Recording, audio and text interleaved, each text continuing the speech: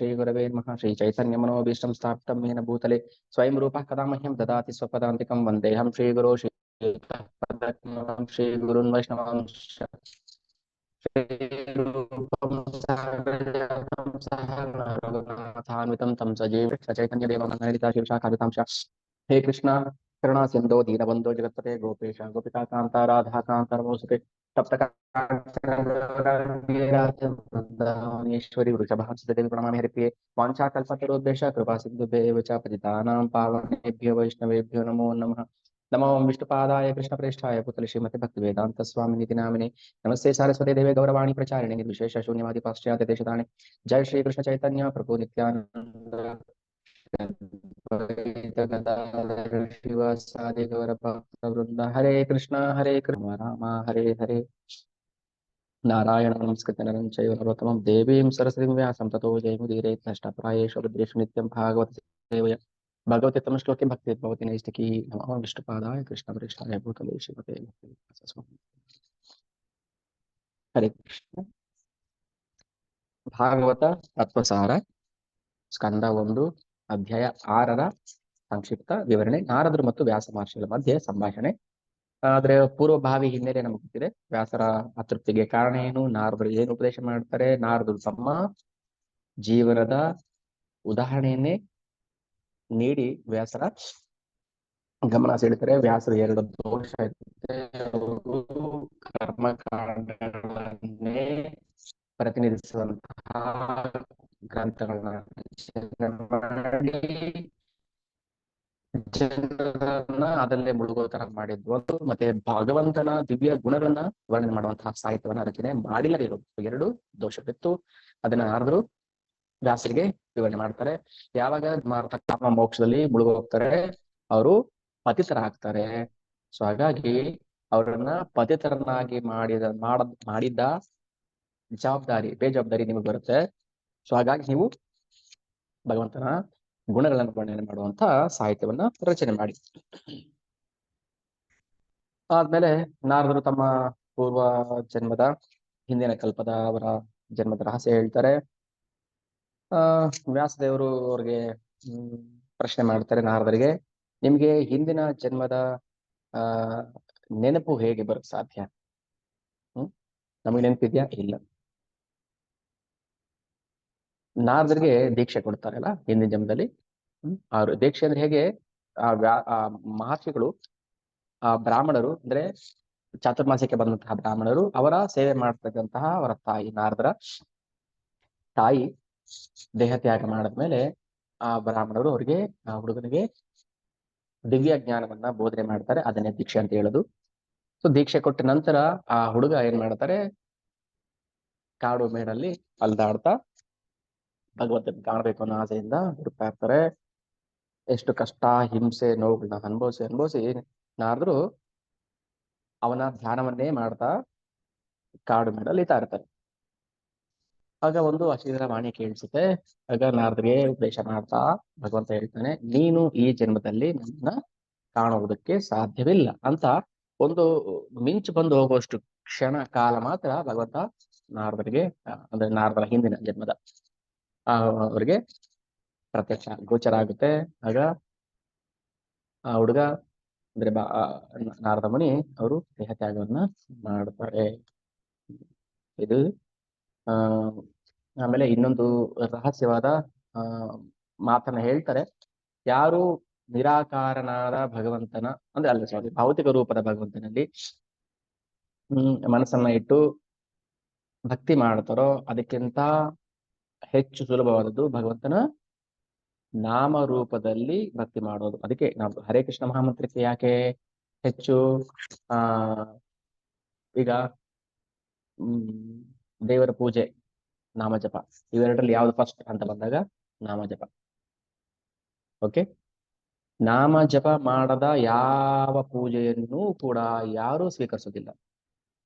ದೇವತೆಗಳು ಸ್ವೀಕರಿಸಿಲ್ಲ, ಪಿತೃಗಳು ಸ್ವೀಕರಿಸೋದಿಲ್ಲ, ಭಗವಂತ ಅಂತ ಸ್ವೀಕರಿಸೋದೇ ಇಲ್ಲ.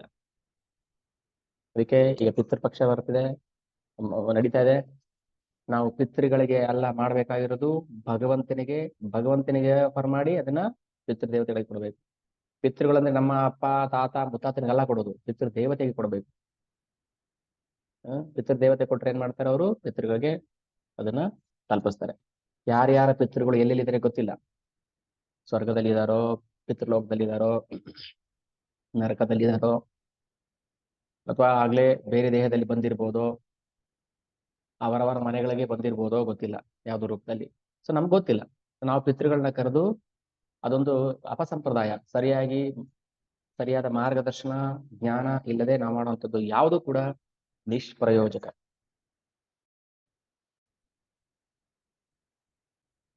ಏನ್ ಮಾಡ್ತಿದೀವಿ ಅನ್ನೋದು ಒಂದು ಅರಿವಿಗೆ ಬರೋದಿಲ್ಲ. ನಮ್ಗೆ ಏನ್ ಮಾಡ್ಬೇಕು ಅನ್ನೋದು ಗೊತ್ತಿಲ್ಲ.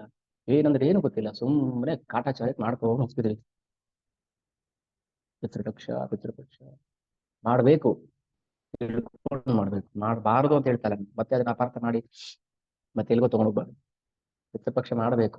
ಯಾರು ಮಾಡ್ಬೇಕು? ಯಾರಿನ್ನು ಕೃಷ್ಣ ಪ್ರಜ್ಞೆಗಿನ್ನ ಬಂದಿಲ್ಲ, ಯಾರಿಗೆ ಭಗವಂತ ಮೇಲೆ ನಂಬಿಕೆನೇ ಇಲ್ಲ, ಇನ್ನು ನಮ್ಮ ಪಿತೃಗಳ ಮೇಲೆ ನಂಬಿಕೆ ಇದೆ, ಅವ್ರಿಗೆ ಅವ್ರು. ಯಾರಿಗೆ ಕೃಷ್ಣನ ಮೇಲೆ ಸಂಪೂರ್ಣ ನಂಬಿಕೆ ಇದೆ, ಅವರು ಯಾವ ಪಕ್ಷ ಯಾವುದನ್ನು ಮಾಡುವ ಅಗತ್ಯವೇ ಇಲ್ಲ. ಕೃಷ್ಣನೇ ಹೇಳ್ತಾರೆ, ಯಾವ ಯಜ್ಞ, ಯಾವ ದಾನ, ತಪಸ್ಸು ಯಾವುದರಿಂದನೂ ಪ್ರಯೋಜನ ಇಲ್ಲ. ಅದಕ್ಕೆ ನಿಮ್ಮ ಕೃಷ್ಣ ಪ್ರಜ್ಞೆ ಎಷ್ಟಿದೆ ಅಂತ ನಿಮಗೆ ಗೊತ್ತಿರುತ್ತೆ. ನೀವು ಮಾಡ್ಬೇಕು ಮಾಡಬಾರ್ದು ನೀವು ತಿಳ್ಕೋಬೇಕು. ಯಾಕಂದ್ರೆ ಎಲ್ರಿಗೂ ಒಂದೇ ಉತ್ತರ ಅಲ್ಲ. ಮಾಡ್ಬೇಕು ಬೇಡ ಅಂತ ಹೇಳ್ಬಿಟ್ರೆ ಎಲ್ರಿಗೂ ಒಂದೊಂದು, ಒಬ್ಬೊಬ್ಬರು ಹಂತ ಒಂದೊಂದ್ ತರ ಇರುತ್ತೆ. ಇನ್ನು ಭಕ್ತಿ ಅಂದ್ರೆ ಏನಂತಾನೆ ಗೊತ್ತಿಲ್ಲದವ್ರು ಇರ್ತಾರೆ. ಕೃಷ್ಣ ಯಾರಂತ ಗೊತ್ತಿಲ್ಲದಿರೋರು ಇರ್ತಾರೆ. ಅವ್ರಿಗೆಲ್ಲ ನೀವು ಪಿತೃಪಕ್ಷ ಮಾಡ್ಬೇಡಿ ಅಂತ ಹೇಳ್ಬಿಟ್ರೆ ಏನಾಗುತ್ತೆ? ಆ ಕಡೆ ಅದು ಇಲ್ಲ, ಈ ಕಡೆ ಇದು ಇಲ್ಲ, ಮುಳುಗೋಗ್ಬಿಡ್ತಾರೆ. ನಮಗೆ ಪಿತೃಗಳ ಕೃಪೆ, ದೇವತೆಗಳ ಕೃಪೆ,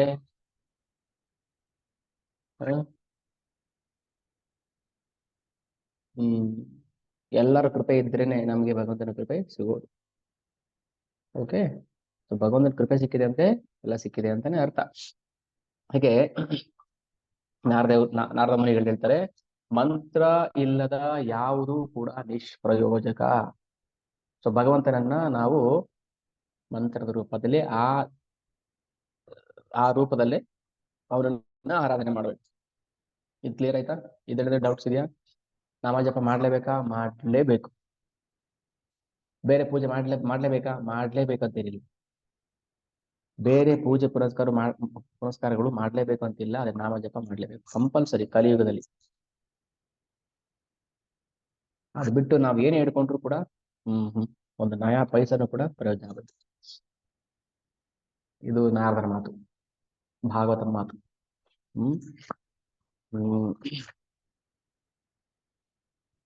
ಅಷ್ಟಾಯ್ತು. ಆಮೇಲೆ ಅವರು ಯಾರಾದ್ರು ಅಲ್ಲಿಂದ ಹೊರಟ್ಬಿಟ್ರು, ಭಗವಂತನ ಗ್ಲೋರಿಫೈ ಮಾಡ್ತಾ ಹೊರಟ್ಬಿಟ್ರು. ಹೀಗೆ ನಾವು ಈ ಭೌತಿಕ ಸಂಸಾರದಲ್ಲಿ ಅಂದ್ರೆ ಸಾಗರದಲ್ಲಿ ಮುಳುಗಿದೀವಿ. ಭೌತಿಕ ಸಾಗರದಲ್ಲಿ, ಭವಸಾಗರದಲ್ಲಿ ಮುಳುಗಿದೀವಿ. ಇಲ್ಲಿಂದ ಆಚೆ ಬರ್ಬೇಕು. ಆಚೆ ಬರ್ಬೇಕಾದ್ರೆ ಇರೋದು ಒಂದೇ ದೋಣಿ, ಅದು ನಾಮ ಸಂಕೀರ್ತನೆ. ನಾಮ ಸಂಕೀರ್ತನೆ ಮಾಡದ ಯಾವುದೂ ಕೂಡ ನಮ್ಮನ್ನ ಈ ಭೌತಿಕ ಭವಸಾಗರದಿಂದ ಆಚೆ ದಡಕ್ಕೆ ಕರ್ಕೊಂಡು ಹೋಗಕ್ಕೆ ಸಾಧ್ಯವೇ ಇಲ್ಲ. ಯಾರೇ ಆಗಿರ್ಲಿ, ಎಲ್ಲರೂ ಕೂಡ ಹರಿನಾಮ ಜಪ ಮಾಡ್ಲೇಬೇಕು. ಇದು ಯಾಕೆ ಭಾಗವತಮಲ್ಲಿ ಸ್ಟಾರ್ಟಿಂಗ್ ಅಲ್ಲಿ ಹೇಳ್ತಾರೆ, ಗೀತೆಯಲ್ಲಿ ಸ್ಟಾರ್ಟಿಂಗ್ ಅಲ್ಲಿ ಏನ್ ಹೇಳ್ತಾರೆ? ದೇಹ ಅಂದ್ರೇನು, ಆತ್ಮ ಅಂದ್ರೇನು ಸಾಂಖ್ಯವಾಗಿ ವಿವರಣೆ ಮಾಡ್ತಾನೆ ಕೃಷ್ಣ. ತತ್ವೇವಾಹಂ ಜಾತು ನಾಸಂ ನತ್ವಂ ನೇಮೇ ಜನಾಧಿಪಾಃ ನ ಚೈವ ನ ಭವಿಷ್ಯಾಮಃ ಸರ್ವೇ ವಯಮತಃ ಪರಂ ದೇಹಿನೋಸ್ಮಿನ್ ಯಥಾ ದೇಹೇ ಕೌಮಾರಂ ಯೌವನಂ ಜರಾ ತಥಾ ದೇಹಾಂತರ ಪ್ರಾಪ್ತಿರ್ಧೀರಸ್ತತ್ರ ಮುಹ್ಯತಿ. ನಾವು ದೇಹ ಅಂದ್ರೇನು, ಆತ್ಮ ಅಂದ್ರೇನು ತಿಳ್ಕೋಬೇಕು. ಇದ್ರ ಅರಿವೇ ಇಲ್ಲ ಅಂದ್ರೆ ಮತ್ತೆ ಏನ್ ಮಾಡಿ ಏನ್ ಪ್ರಯೋಜನ? ABCDನೇ ಗೊತ್ತಿಲ್ಲ ಅಂದ್ರೆ ಮತ್ತೆ ನಾವೇನ್ ಎಕ್ಸಾಮ್ ಪಾಸ್ ಆಗ್ತೀವಿ? ಸಾಹಿತ್ಯ ಬರೆಯಕ್ಕಾಗುತ್ತಾ ABCDನೇ ಗೊತ್ತಿಲ್ಲ ಅಂದ್ರೆ? ಇಂಗ್ಲಿಷ್ ಲಿಟ್ರೇಚರ್ ABCD ತಿಳ್ಕೋಬೇಕು. ಫಸ್ಟ್ ಬೇಸಿಕ್ಸ್ ಗೊತ್ತಿರ್ಬೇಕು, ಭಗವದ್ಗೀತೆ ಗೊತ್ತಿರ್ಬೇಕು, ಭಾಗವತ ಅರ್ಥ ಮಾಡ್ಕೋಬೇಕು, ಭಗವಂತನ ಲೀಲೆಗಳನ್ನ ಅರ್ಥ ಮಾಡ್ಕೋಬೇಕು. ಭಗವಂತ ಲೀಲೆ ಅರ್ಥ ಮಾಡ್ಕೋಬೇಕು ಅಂತಾನೆ ಒಂದು ಉದಾಹರಣೆ ಹೇಳಿದ್ದೆ ನಾನು, ನಾರದರ ಮತ್ತೆ ವ್ಯಾಸರ ಸಂಬಂಧ ಹೇಗಿರುತ್ತೆ ಅಂತ. ಇದೆಲ್ಲ ಭಗವಂತನ ವಿಶೇಷವಾದ ಲೀಲೆ. ಇದಿಷ್ಟು 6ನೇ ಅಧ್ಯಾಯದ ಸಂಕ್ಷಿಪ್ತ ಸಾರಾಂಶ. ಎಲ್ರಿಗೂ ಅರ್ಥ ಆಗಿರುತ್ತೆ, ಎಲ್ರು ಆನ್ಸರ್ ಮಾಡಿದೀರಾ. ನನ್ನ ಕೆಲವರು ಆನ್ಸರ್ ನೋಡಕ್ ಆಗಿಲ್ಲ, ಚೆಕ್ ಮಾಡಿ ನಾನು ಹೇಳ್ತೀನಿ. ಓಕೆ, ಏನಾದರೂ ಅದಕ್ಕೆ ಶ್ಲೋಕ ನಂಬರ್ನ ಕೋಟ್ ಮಾಡಿ. ಓಕೆ, ನಿಮ್ಮ ಆನ್ಸರ್ ಪಕ್ಕದಲ್ಲಿ ಲಾಸ್ಟ್ ಅಲ್ಲಿ ಅಥವಾ ಎಲ್ಲೋ ಒಂದ್ ಕಡೆ ಇದು ಈ ಶ್ಲೋಕದಲ್ಲಿ ಬರುತ್ತೆ ಅಂತ ಹೇಳ್ಬಿಟ್ರೆ ನಮ್ಗೊಂಥರ ಸಮಾಧಾನ. ಓಕೆ, ಓದಿರ್ತಾರೆ ಅಂತ. ಈಗ 7ನೇ ಅಧ್ಯಾಯದಲ್ಲಿ ಅಶ್ವತ್ಥಾಮನಿಗೆ ದಂಡನೆ, ದ್ರೋಣ ಪುತ್ರನಿಗೆ ದಂಡನೆ. ಶವನ ಹೇಳ್ತಾರೆ ಏನಪ್ಪಾ, ನಾರದ ಮುನಿಗಳಿಂದ ಇಷ್ಟೆಲ್ಲ ಶ್ರವಣ ಮಾಡಿದ್ರು ವೇದವ್ಯಾಸರು. ನಾರದ್ರು ಹೊರಟು ಬಿಟ್ರು, ನಾರಾಯಣ ನಾರಾಯಣ ಹೇಳ್ಕೊಂಡು ವೀಣೆ ಬಿಡಿಸ್ಕೊಂಡು ಹೊರಟು ಬಿಟ್ರು. ಈ ಕಡೆ ವೇದವ್ಯಾಸರು ಏನ್ ಮಾಡಕ್ ಶುರು ಮಾಡಿದ್ರು, ಅವರು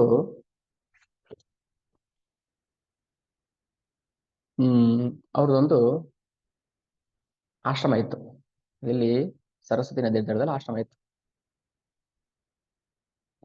ಇವಾಗ್ಲೂ ಇದ್ದಾರೆ ಅಲ್ಲಿ, ಕ್ಷಮ್ಯಾಪ್ರಾಸ ವ್ಯಾಸ ಗುಫಾ ಅಂತ ಹೇಳ್ತಾರೆ. ಇವತ್ತು ಮಧ್ವಾಚಾರ್ಯರು ಹೋಗಿ ವ್ಯಾಸರ ಹತ್ರ ತಮ್ಮ ಡೈಲಿ ರಿಪೋರ್ಟ್, ಸಾಧನಾ ರಿಪೋರ್ಟ್ ತಲುಪಿಸ್ತಾರೆ. ಸಾಧನಾ ರಿಪೋರ್ಟ್ ನಾವು ನೀವು ಮಾತ್ರ ಮಾಡೋದಲ್ಲ. ಮಧ್ವಾಚಾರ್ಯರು ಕೂಡ ವ್ಯಾಸರಿಗೆ ಸಾಧನಾ ರಿಪೋರ್ಟ್ ಕಳಿಸ್ಬೇಕು.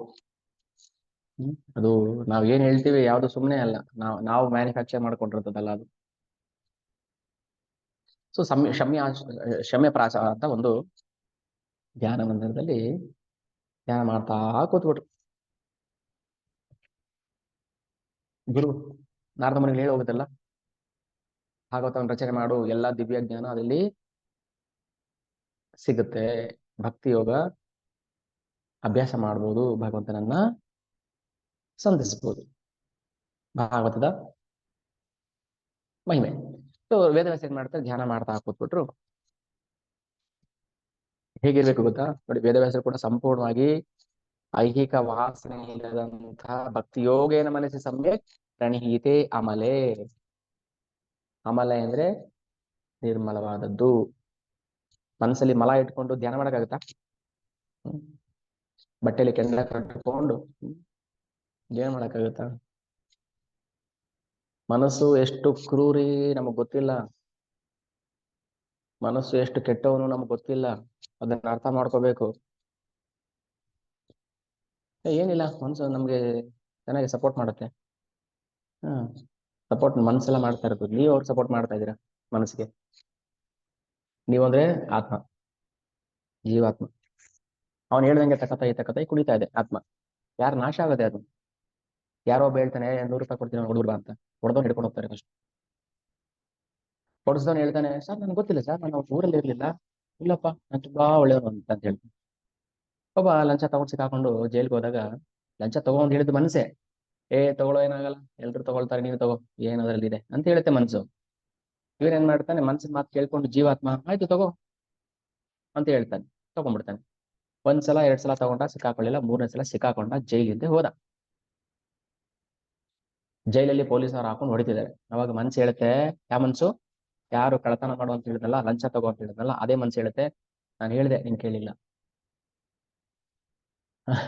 ಮನ್ಸು ಹೇಳುತ್ತೆ, ನಾನು ಹೇಳಿದೆ ನಿನಗೆ ಕೇಳಿಲ್ಲ, ಲಂಚ ತಗೋಬೇಡ ಅಂತ. ಅಯ್ಯೋ ಮುಟ್ಟಾಳ, ಲಂಚ ತಗೋಬೇಡ ಅಂತ ಹೇಳ್ದ, ನೀನು ತಗೋಂತ ತಾನೇ ಹೇಳಿದ್ದು. ಇಲ್ಲ ತಗೋಬೇಡ ಅಂತ ಹೇಳಿದ್ ನಾನು, ನಿನ್ಗೆಲ್ಲೋ ಭ್ರಮೆ. ಯಾರು ಸಿಕ್ಕಾಕೊಂಡಿದ್ದು? ಸಿಪ್ಪೆ ತಿಂದವನು. ಯಾಕೆ ಹಾಳು ಮಾಡ್ಕೊಳ್ತೀರಾ ಜೀವಾತ್ಮನ? ಮನ್ಸನ್ ಮಾತು ಕೇಳಿ. ಹಾಕೊಂಡು ಪೊರಕೆ ತಗೊಂಡು ಹೊಡಿಬೇಕು ಅದಕ್ಕೆ. ಭಕ್ತಿ ಸಿದ್ಧಾಂತ ಠಾಕೂರ್ ಅವರು ಹೇಳ್ತಾ ಇದ್ರು, ನೀವು ಮಲ್ಗೋಕ್ ಮುಂಚೆ ಮನ್ಸಿಗೆ ಏನ್ ಮಾಡ್ಬೇಕು? ಪೊರಕೆ ತಗೊಂಡು ಹೊಡಿಬೇಕು. ಬೆಳಿಗ್ಗೆ ಎದ್ದ ತಕ್ಷಣ ಚಪ್ಪಲಿ ತಗೊಂಡಿರ್ಬೇಕು. ಗೊತ್ತಾ ಇದು? ಕೇಳಿದ್ರೆ ಯಾರಾದ್ರು? ಅನ್ಮ್ಯೂಟ್ ಮಾಡ್ತೀನಿ. ಭಕ್ತಿ ಸಿದ್ಧಾಂತ ಠಾಕೂರ್ ಅವರು ಏನ್ ಹೇಳ್ತಿದ್ರು ಮನಸ್ಸಿನ ಬಗ್ಗೆ?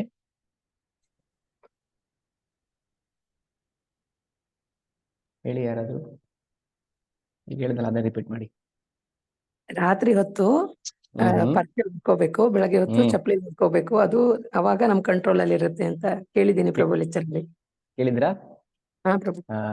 ಓಕೆ. ಅಂದ್ರೆ ಮನ್ಸು ಫ್ರೆಂಡಾ ಏನು ದುಶ್ಮನ್? ಯಾರಿಗೆ ದುಶ್ಮನು? ಬಂಧುರಾತ್ಮೈವ ರಿಪುರಾತ್ಮನಃ. ಯಾರು ಮನ್ಸನ್ನ ಕಂಟ್ರೋಲ್ ಮಾಡ್ಲಿಲ್ವೋ ಅವನಿಗೆ ಅದು ಶತ್ರು. ಯಾರು ಮನ್ಸನ್ನ ಹಿಡಿದು ಕಟ್ಟಾಕಿರ್ತಾನೆ, ಮುಗ್ಧರ ಹಾಕಿರ್ತಾನೆ, ಅವನಿಗೆ ಅದು ಮಿತ್ರ.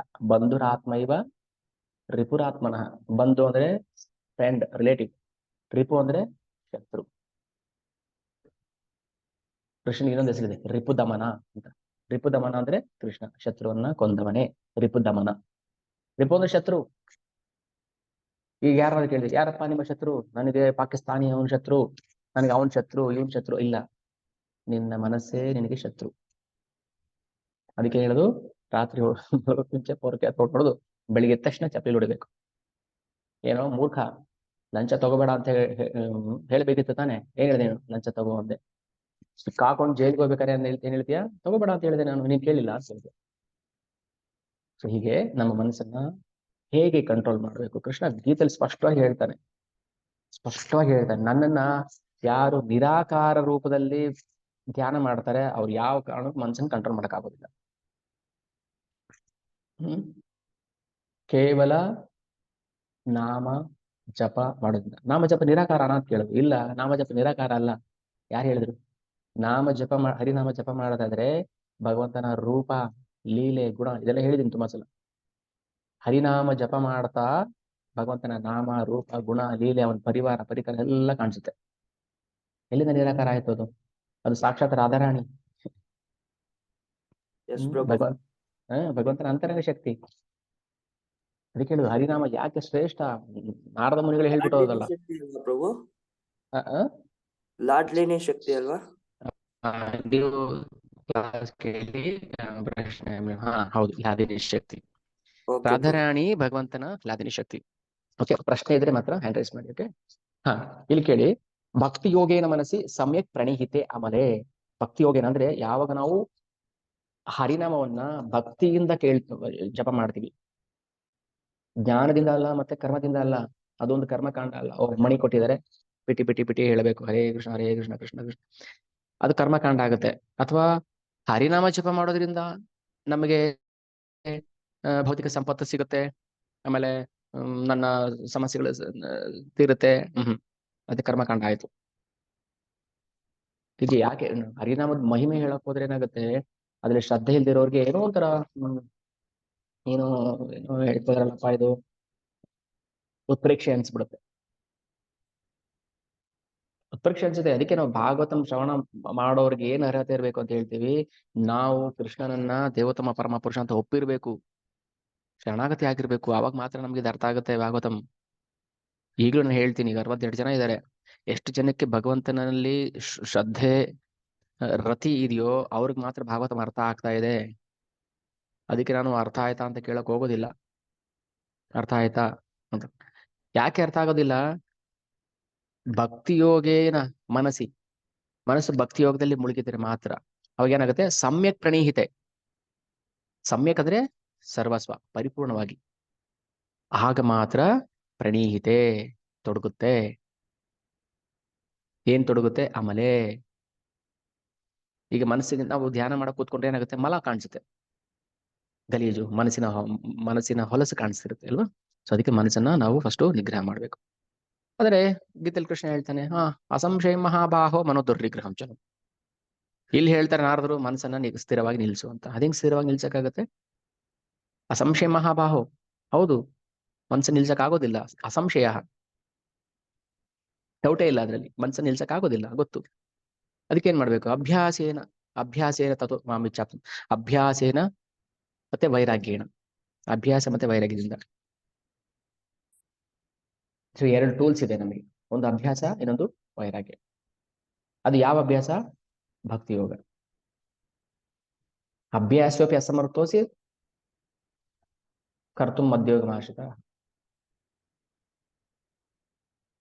ಮದರ್ಥಮಪಿ ಕರ್ಮಾಣಿ ಕುರ್ವನ್ ಸಿದ್ಧಿಮಾವಾಪ್ಸ್ಯಸಿ. ಸೊ ಇವೆಲ್ಲ ಮಾತುಗಳು ಕೃಷ್ಣ ಗೀತೆಯಲ್ಲಿ ಸ್ಪಷ್ಟವಾಗಿ ಹೇಳಿದ್ದಾನೆ. ಓದ್ಬೇಕು ನಾವು ಅಟ್ಲೀಸ್ಟ್ ಒಂದು 10 ಸಲ ಆದ್ರೂ ನಾವು ಭಗವದ್ಗೀತೆನ ಚೆನ್ನಾಗಿ ಅರ್ಥ ಮಾಡ್ಕೊಂಡು ಓದಿದ್ರೆ ನಮ್ಗೆ ಇದು ಈಸಿ ಆಗ್ತಾ ಇರುತ್ತೆ ಭಾಗವತ. ಓಕೆ, ಎಲ್ಲೆಲ್ಲಿ ಕೃಷ್ಣ ಏನೇನ್ ಹೇಳಿದಾನೆ ಪ್ರತಿಯೊಂದಕ್ಕೂ ನಾವು ಭಾಗವತಮಲ್ಲಿ ತಾಳೆ ಹಾಕಬಹುದು. ಈಗ ಏನ್ ಹೇಳ್ತಾ ಇದೀವಿ ಭಾಗವತಮಲ್ಲಿ, ಪ್ರತಿಯೊಂದಕ್ಕೂ ಭಗವದ್ಗೀತೆಯಲ್ಲಿ ಸೂತ್ರ ಇದೆ, ಫಾರ್ಮುಲಾ. ಇದೆಲ್ಲ 18,000 ಶ್ಲೋಕ ಇರ್ಬೋದು, ಗೀತೆಯಲ್ಲಿ ಬರೀ 700 ಶ್ಲೋಕ ಇರ್ಬೋದು. ಆ 700 ಶ್ಲೋಕ ಎಲ್ಲ ಕಡೆಗೂ ಅಪ್ಲೈ ಆಗುತ್ತೆ. ಅದಕ್ಕೆ ಎಲ್ಲರಿಗೂ ಯಾಕೆ ಇನ್ಸಿಸ್ಟ್ ಮಾಡೋದು ಭಗವದ್ಗೀತೆ ಓದಿ ಓದಿ ಅಂತ ಅಂದ್ರೆ ಈ ಕಾರಣಕ್ಕೋಸ್ಕರ. ಓಕೆ. ಅಟ್ಲೀಸ್ಟ್ ಏನಿದೆ ಭಗವದ್ಗೀತೆಯಲ್ಲಿ, ಕೃಷ್ಣ ಯಾಕೆ ಭಗವದ್ಗೀತೆ ಓದ್ಬೇಕು ಅಂತ ಹೇಳ್ತಾರೆ ಎಲ್ರು. ಫಸ್ಟ್ ಶ್ರವಣ ಮಾಡ್ಬೇಕು, ಅದ್ರ ಗ್ಲೋರೀಸ್ ಕೇಳಬೇಕು ನಾವು. ಯಾಕೆ ಭಾಗವತ, ಯಾಕೆ ಭಗವದ್ಗೀತಾ?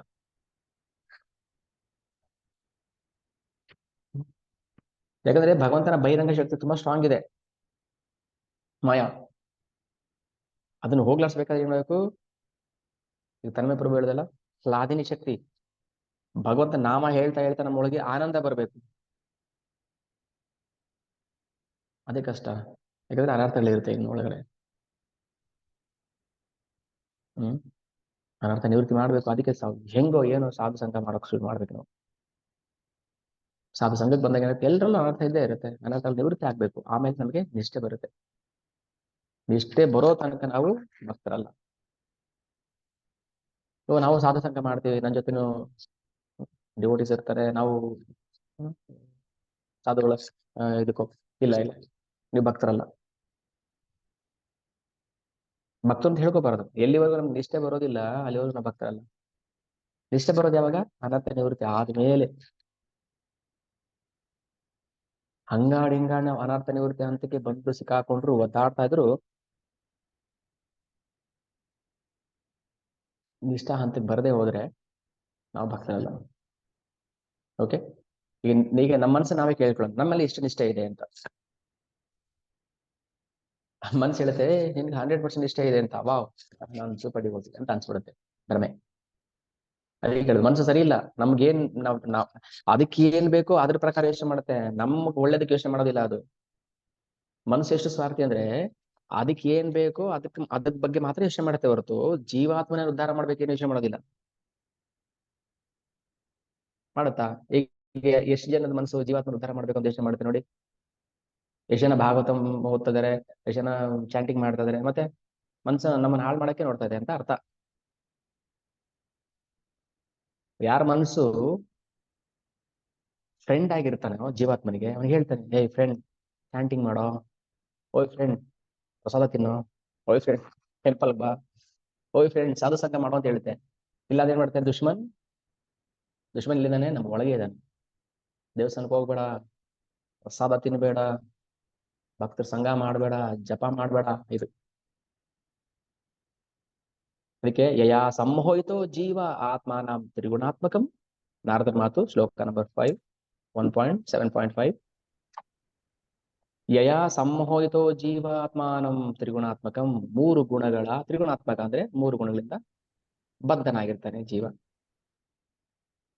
ಬಹಿರಂಗ ಶಕ್ತಿ ನೋಡಿ, ನಾರದರು ಸಾರಿ ಇಲ್ಲಿ ಸುತ ಪ್ರಾಣಿ ಹೇಳ್ತಾ ಇದ್ದಾರೆ, ಈ ಬಹಿರಂಗ ಶಕ್ತಿಯಿಂದ ಜೀವಿ ಅಂದ್ರೆ ಜೀವಾತ್ಮ 3 ಗುಣಗಳಿಗೆ ಬದ್ಧನಾಗ್ಬಿಡ್ತಾನೆ, ಸಿಕ್ಕಾಕೊಂಡ್ಬಿಡ್ತಾನೆ. ಅವಾಗ ನಾನು ಕೂಡ ಈ ಭೌತಿಕ ಜಗತ್ತಿನ ಉತ್ಪತ್ತಿ, ಅವನು ಜೀವಾತ್ಮ ಭೌತಿಕ ಜಗತ್ತಿನ ಉತ್ಪತ್ತಿ ಅಲ್ಲ, ಅವನು ಭಗವಂತನ ಅಂಶ. ಆದ್ರೆ ಭಾವಿಸೋದೇನು? ಈಗ ಅಪ್ಪ ಶ್ರೀಮಂತ, ಭಾರಿ ಅಗರ್ಭ ಶ್ರೀಮಂತ, ಬಟ್ ಅಪ್ಪ ಶ್ರೀಮಂತ ಅಂತ ಗೊತ್ತಿಲ್ಲ. ನಾವು ಭಿಕ್ಷೆ ಬೇಡ್ತಿರ್ತೀವಿ, ಭಿಕ್ಷೆ ಕೊಡಿ ತಾಯಿ, ಭಿಕ್ಷೆ ಕೊಡಿ ಅಂತ. ಯಾಕೆ? ನಾವು ನಮ್ಮಪ್ಪ ಶ್ರೀಮಂತ ಅಂತ ಗೊತ್ತಿಲ್ಲ, ಅದಕ್ಕೆ ಭಿಕ್ಷೆ ಬೇಡ್ತಾ ಇದೀವಿ. ನಾನು ಬಡವ ಇರ್ಬೋದು ಅಂತ ಅಲ್ಲ. ನಮ್ಮಪ್ಪ ಶ್ರೀಮಂತ, ಅಗರ್ಭ ಶ್ರೀಮಂತ, ದೇವತೆಗಳಿಗೂ ವಂದ್ಯನಾದವನು, ಪೂಜಿತನಾದವನು. ಅದು ನನಗೆ ಗೊತ್ತಿಲ್ಲ, ನಾನು ಭಿಕ್ಷೆ ಬೇಡ್ತಾ ಇದ್ದೀನಿ. ದುಡ್ಡು ಕೊಡಿ, ಅನ್ನ ಕೊಡಿ, ಅದು ಕೊಡಿ, ಇದು ಕೊಡಿ ಅಂತ. ಯಾರನ್ನ ಎಷ್ಟು ಹೀನಾಯ ಪರಿಸ್ಥಿತಿ ಅಲ್ವಾ? ಈಗ ನಾನೇ ಒಂದು ಎಕ್ಸಾಂಪಲ್ ಕೊಟ್ಟು ಹೇಳ್ತೀನಿ. ಈಗ ನಿಮ್ ಯಾರೋ ಲೈಫಲ್ಲಿ ಈಗ ನೀವು ಕೋಟ್ಯಾಧೀಶ್ವರ ಇರ್ಬೋದು, ನಿಮ್ಮ ಸಮಾಜ ಒಳ್ಳೆ ಹೆಸರು ಇರ್ಬೋದು, ಎಲ್ಲ ಇರ್ಬೋದು. ನಿಮ್ಮನ್ನ ಯಾವುದೋ ಒಂದು ಸಭೆ ಸಮಾರಂಭದಲ್ಲಿ ಕೊನೆಯಲ್ಲಿ ಚೇರ್ ಹಾಕಿ ಕೂರಿಸ್ತಾರೆ, ನಿಮ್ಮನ್ನೆಲ್ಲ ಅಡ್ರೆಸ್ ಮಾಡೋದಿಲ್ಲ. ಏನನ್ಸುತ್ತೆ ಇವಾಗ ನಮಗೆ?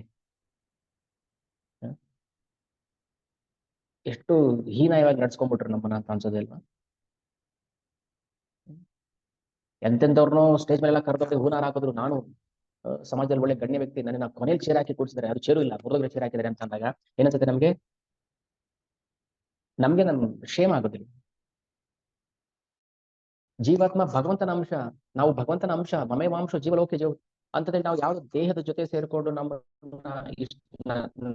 ಜೀವನನ್ನ ಇಷ್ಟು ನಿಕೃಷ್ಟವಾಗಿ ನಡೆಸ್ಕೋತಿದ್ದಾನೆ ಮನಸ್ಸು ಅಂದ್ರೆ ಅವನಿಗೆ ಇನ್ನೆಂಥ ಕೆಟ್ಟ ಬುದ್ಧಿ ಇರ್ಬೋದು, ಅವನು ಇನ್ನೆಷ್ಟು ಹೊಲಸಾಗಿರ್ಬೋದು ತ್ರಿಗುಣದಲ್ಲಿ, ಮತ್ತೆ ತ್ರಿಗುಣಗಳು ಎಷ್ಟು ಹೊಲಸು ಮಾಡಿರ್ಬೋದು.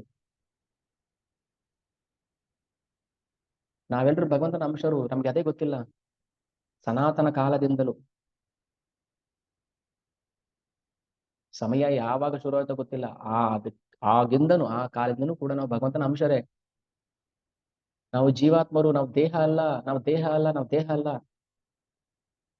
ತಲೆ ಮೇಲೆ ಹೊಡ್ಕೊಂಡು ಹೇಳ್ಕೊಳ್ಳಿ, ನಾನ್ ದೇಹ ಅಲ್ಲ, ನಾನ್ ದೇಹ ಅಲ್ಲ, ನಾನ್ ದೇಹ ಅಲ್ಲ. ನಾನು ದೇಹದ ಒಳಗಿರೋನು, ನಾನು ದೇಹದ ಒಳಗಿರೋನು, ನಾನು ಜೀವ, ನಾನು ಭಗವಂತನ ಅಂಶ ನಾನು.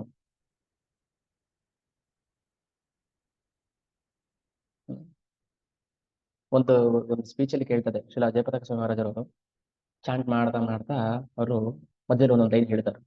I am not a body, I am the soul, I am not a body, I am the soul, I am not a body, I am the soul. ಯಾಕಂದ್ರೆ ಗುರು ಮಾಡಿದ್ರೆ ಶಿಷ್ಯ ಮಾಡ್ತಾರೆ. ನಮ್ ಗುರು ಮಹಾರಾಜ್ ಹೇಳ್ತಾರೆ ನಾನು ದೇಹ ಅಲ್ಲ. ಅದನ್ನ ಫಾಲೋ ಮಾಡ್ರಿ. ಯದ್ಯದ ಆಚರಿತ ಶ್ರೇಷ್ಠ ತತ್ತದ್ಯವೇತರ ಜನ ಸಾಹಿತ್ಯ ಪ್ರಮಾಣ ಕುರಿತ ಲೋಕ ಬರ್ತದೆ. ನಾವು ಯಾರಾದ್ರೂ ಒಬ್ರನ್ನ ಫಾಲೋ ಮಾಡ್ಬೇಕಲ್ವಾ? ಯಾರನ್ನ ಫಾಲೋ ಮಾಡ್ಬೇಕು? ಹಿಂದೆ ಗೊತ್ತಿಲ್ಲ, ಮುಂದೆ ಗೊತ್ತಿಲ್ಲ ನಮ್ಗೆ. ನಾವು ದೇಹ ಅಲ್ಲ, ನಾವು ಆತ್ಮ. ಬಟ್ ಆ ಆತ್ಮ ಏನ್ ಮಾಡ್ತಾನೆ? ಮನಸ್ಸಿನ ಹಿಡಿತಕ್ಕೆ ಸಿಕ್ಕಿ ಯಯಾ ಸಂಮೋಹಿತೋ. ಸಂಮೋಹಿತ ಅಂದ್ರೆ ಏನು? ಭ್ರಾಂತಿ. ಸಂಮೋಹಿತ, ಸಂಮೋಹನ, ಇಲ್ಯೂಷನ್,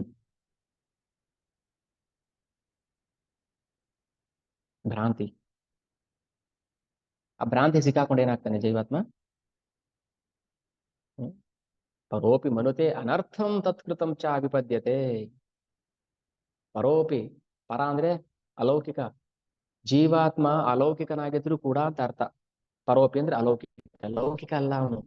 ಜೀವಾತ್ಮ ಮೆಟೀರಿಯಲ್ ಅಲ್ಲ, ಅವನು ಸ್ಪಿರಿಚುವಲ್. ಜೀವ ಆ ಅಲೌಕಿಕ, ಅವನು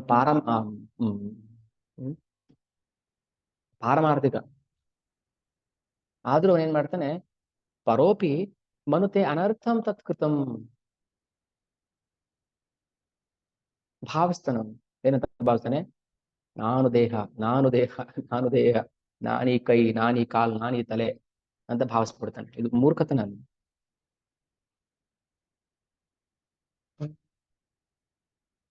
ಒಬ್ಬ ತಿರುಪೆಯವನು ನಾನ್ ಶ್ರೀಮಂತ, ನಾನ್ ಶ್ರೀಮಂತ ಅನ್ನೋದು ಅದು ಒಂಥರ ಭ್ರಾಂತಿನೇ. ಬಟ್ ಓಕೆ, ಅವ್ನು ನಾನ್ ಬಡವಲ್ಲ, ಶ್ರೀಮಂತ ಅನ್ನೋ ಅಟ್ಲೀಸ್ಟ್ ಅದಕ್ಕಿಂತ ಮೇಲೆ ಆದ್ರೂ ಯೋಚನೆ ಮಾಡ್ತಾವನೆ. ಒಬ್ಬ ಶ್ರೀಮಂತ, ಇಲ್ಲ ನಾನ್ ತಿರುಪೆಯವನು, ನಾನ್ ತಿರುಪೆಯವನು, ನಾನ್ ತಿರುಪೆಯವನು ಅಂತಿದ್ರೆ, ನೀನ್ ತಿರುಪೆ ಅಲ್ಲ, ನೀನು ಕೋಟ್ಯಾಧೀಶ್ವರ. ಇಲ್ಲ ನಾನ್ ತಿರುಪೆ. ಇಲ್ಲಪ್ಪ ನೀನ್ ಕೋಟ್ಯಾಧೀಶ್ವರ. ಇಲ್ಲ ಇಲ್ಲ,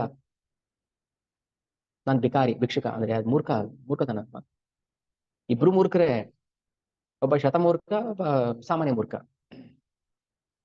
ಯಾರು ದೇಹ ಜೀವನನ್ನ ದೇಹ ಅಂತ ಭಾವಿಸ್ತಾನೆ ಅವನು ಶತಮೂರ್ಖ.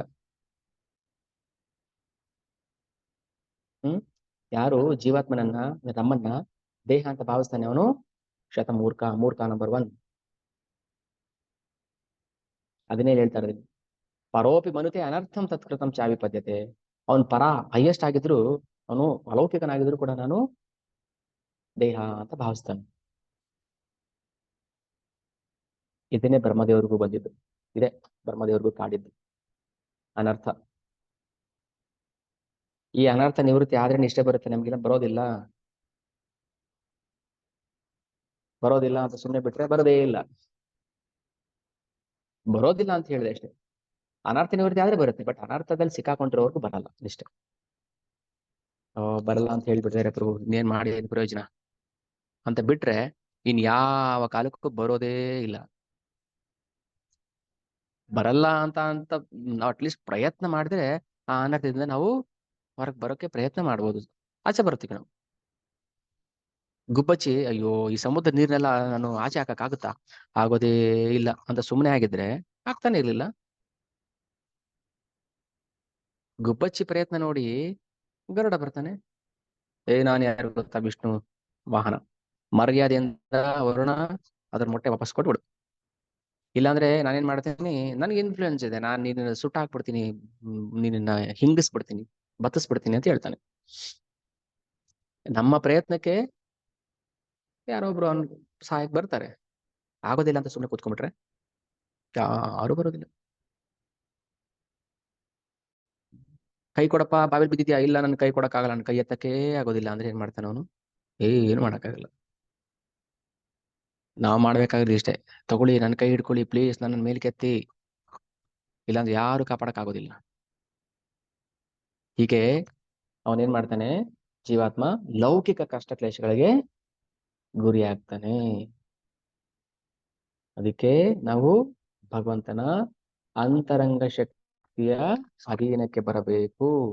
ಬಹಿರಂಗ ಶಕ್ತಿಯ ಅಧೀನಕ್ಕೆ ಬಂದ್ರೆ ನಾವು ತಿಪ್ಪರ್ಲಾಗ ಹಾಕೋದು ಕೂಡ ಇಲ್ಲಿಂದ ನಾವು ಉದ್ಧಾರ ಆಗೋದಿಲ್ಲ, ಕಷ್ಟ ಕ್ಲೇಶಗಳಿಂದ ನಾವು ಹೊರಗೆ ಬರಕ್ಕಾಗೋದಿಲ್ಲ. ಶ್ಲೋಕ ನಂಬರ್ 5 ನೋಡಿ, ಒಂದು ಶ್ಲೋಕದ ಅರ್ಥ ಇದು.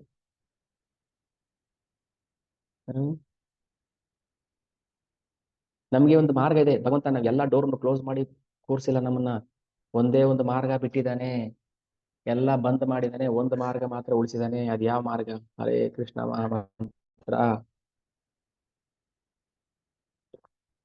ಹರಿದಾಸ್ ಠಾಕೂರ್ ಅವರು ಅವ್ರೇನ್ ಪೂಜೆ ಮಾಡ್ತಾ ಇದ್ರ? ಮಂಗಳಾರತಿ, ದರ್ಶನಾರತಿ, ಬುಕ್ ಡಿಸ್ಟ್ರಿಬ್ಯೂಷನ್, ಪ್ರಸಾದ ಡಿಸ್ಟ್ರಿಬ್ಯೂಷನ್, ಕಾಂಪಿಟೇಷನ್, ಜನ್ಮಾಷ್ಟಮಿ, ಆ ಅಷ್ಟಮಿ ಮಾಡ್ತಾ ಇದ್ದಾರ? ಹರೇ ಕೃಷ್ಣ ಕೃಷ್ಣ ಕೃಷ್ಣ ಹರೇ ಹರೇ ರಾಮ್ ರಾಮ ರಾಮ ಹರೇ ಕೃಷ್ಣ ಕೃಷ್ಣ ಕೃಷ್ಣ ಹರೇ ಹರೇ ರಾಮ್ ರಾಮ ಹರೇ, ಇಷ್ಟೇ ಮಾಡ್ತಾ ಇದೀನಿ, ಮಾಡ್ತಾ ಇಲ್ಲ ಅವ್ರು. ಯಾರಿವರು? ಬ್ರಹ್ಮದೇವರು. ಬ್ರಹ್ಮದೇವರಿಗೆ ಸಂಮೋಹನ ಬಂದಾಗ ಭಗವಂತ ಅವರಿಗೆ ಬುದ್ಧಿ ಕಲಿಸಿರ್ತಾನೆ. ಏನಪ್ಪಾ ಬ್ರಹ್ಮದೇವ, ನೀನೇ ಹಿಂಗೆ ಹಿಂಗ್ ಮಾಡ್ಬಿಟ್ರೆ ಬೇರೆಯವ್ರ ಕತೆ ಹೆಂಗೆ? ನೀನು ಉತ್ಪಾದನೆ ಮಾಡಿರುವಂತ ವಸ್ತು ಅಲ್ಲ, ನೀನ್ ಎಲ್ಲವನ್ನೂ ಉತ್ಪಾದನೆ ಮಾಡಿದೀಯ, ಹೌದು, ನಿನ್ನ ಶಕ್ತಿಯಿಂದ, ಅದು ನಿನಗೆ ನಾನೇ ಕೊಟ್ಟಿದ್ದು. ಸೊ ಬ್ರಹ್ಮದೇವರೇ, ನಿಮ್ಮ ಶಕ್ತಿಯಿಂದ ಈ ಸಕಲ ಭೌತಿಕ ಜಗತ್ತನ್ನ ಸೃಷ್ಟಿ ಮಾಡಿದ್ದೀರ, ಆದ್ರೆ ನೀವು ಸೃಷ್ಟಿ ಮಾಡಿರುವಂತ ವಸ್ತು ಅಲ್ಲ. ಅಂತದ್ರಲ್ಲಿ ನನ್ನನ್ನೇ ಪರೀಕ್ಷೆ ಮಾಡಕ್ ಬಂದ್ರಲ್ವಾ ನೀವು? ನಿಮ್ಮ ಜ್ಞಾನದಿಂದ, ಜ್ಞಾನ ಇದ್ದರೆ ತಾನೇ ನಿಂಗೆಲ್ಲ ಮಾಡ್ತೀರ ನೀವು. ಜ್ಞಾನವನ್ನ ಕಟ್ ಮಾಡ್ತೀನಿ. ಆಯ್ತು, ಜ್ಞಾನನೇ ಕಟ್ ಮಾಡಿದ್ಮೇಲೆ ಕರ್ಮ ಇಟ್ಕೊಂಡು ಏನ್ ಮಾಡ್ಬೇಕು? ಅದು ಕಟ್ ಆಯ್ತು.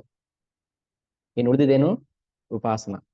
ಅದಕ್ಕೆ ಬ್ರಹ್ಮದೇವರಿಗೆ, ಬಾ ನೆಕ್ಸ್ಟ್ ಜನ್ಮದಲ್ಲಿ ಒಂದು ಮ್ಲೇಚ್ಛ ಕುಟುಂಬದಲ್ಲಿ, ಮುಸ್ಲಿಂ ಕುಟುಂಬದಲ್ಲಿ ಹುಟ್ಟಿ ಬಾ, ಆಗ ನಾನು ನಿನಗೆ ನಾಮಾಚಾರ್ಯ ಅಂತ ಬಿರುದು ಕೊಡ್ತೇನೆ. ಆವಾಗ ಮಾತ್ರ ನಾವು ಅನರ್ಥದಿಂದ ನಿವೃತ್ತಿ ಆಗ್ತೀವಿ ಇಷ್ಟ. ಅದಕ್ಕೆ ಹೇಳಿ ಚಾಂಟಿಂಗ್ ಚಾಂಟಿಂಗ್ ಚಾಂಟಿಂಗ್. ಚಾಂಟಿಂಗ್ ಹೇಗ್ ಮಾಡ್ಬೇಕು, ಚಾಂಟಿಂಗ್ ಹೇಗ್ ಮಾಡ್ಬೇಕು ಹೇಳಿ, ಅದ್ರ ಬಗ್ಗೆ ಒಂದು ಕ್ಲಾಸ್ ಮಾಡಿ. ಸರಿ, ಈಗ ಅನರ್ಥದ ಬಗ್ಗೆ ಮಾತಾಡ್ತಿದ್ದೀವಿ. ಈಗ ಯಾವುದು ಅನರ್ಥ ನಿವೃತ್ತಿ ಮಾಡಕ್ಕೆ ಪರಮ ಶ್ರೇಯಸ್ಕರ ಔಷಧಿ ಯಾವುದು? ಮಾಯೆಯ ಕಪಿಮುಷ್ಟಿಯಲ್ಲಿ ಸಿಕ್ಕಿರುವಂತಹ ಮನುಕುಲಕ್ಕೆ ಔಷಧಿ ಯಾವುದು? ಶ್ರೀಮದ್ ಭಾಗವತಂ ಸೇವನೆ ಮಾಡದಿದ್ರೆ ನಮ್ಮ ಯಾವ ಕಾಯಿಲೆನೂ ವಾಸಿ ಆಗೋದಿಲ್ಲ,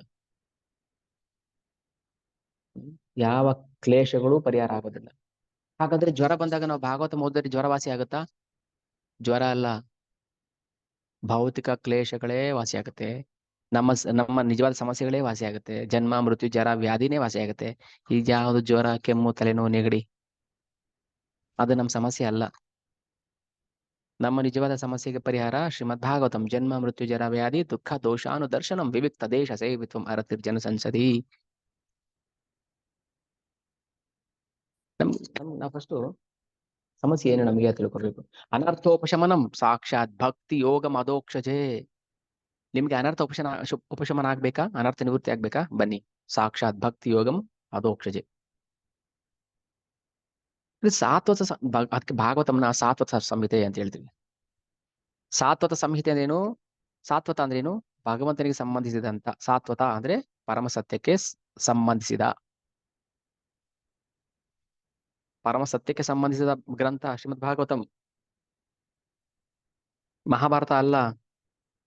ಮಹಾಭಾರತ ಲೌಕಿಕ ವ್ಯಕ್ತಿಗಳು ಓದುವಂಥದ್ದು. ಧರ್ಮ, ಅರ್ಥ, ಕಾಮ, ಮೋಕ್ಷನು ಕೂಡ ಲೌಕಿಕ ಬಯಕೆ, ಅದು ಗೊತ್ತಿರಬೇಕು. ಚೈತನ್ಯ ಮಹಾಪ್ರಭುಗಳು ಹೇಳ್ತಾರೆ, ಯಾರು ಮೋಕ್ಷ ಪ್ರಾಪ್ತಿ ಮಾಡ್ಕೋಬೇಕು ಅಂತ ಹೇಳ್ತಾರೆ ಅವರು ಕೂಡ ಲೌಕಿಕರೇ, ಅವರು ಅಭಕ್ತರೇ.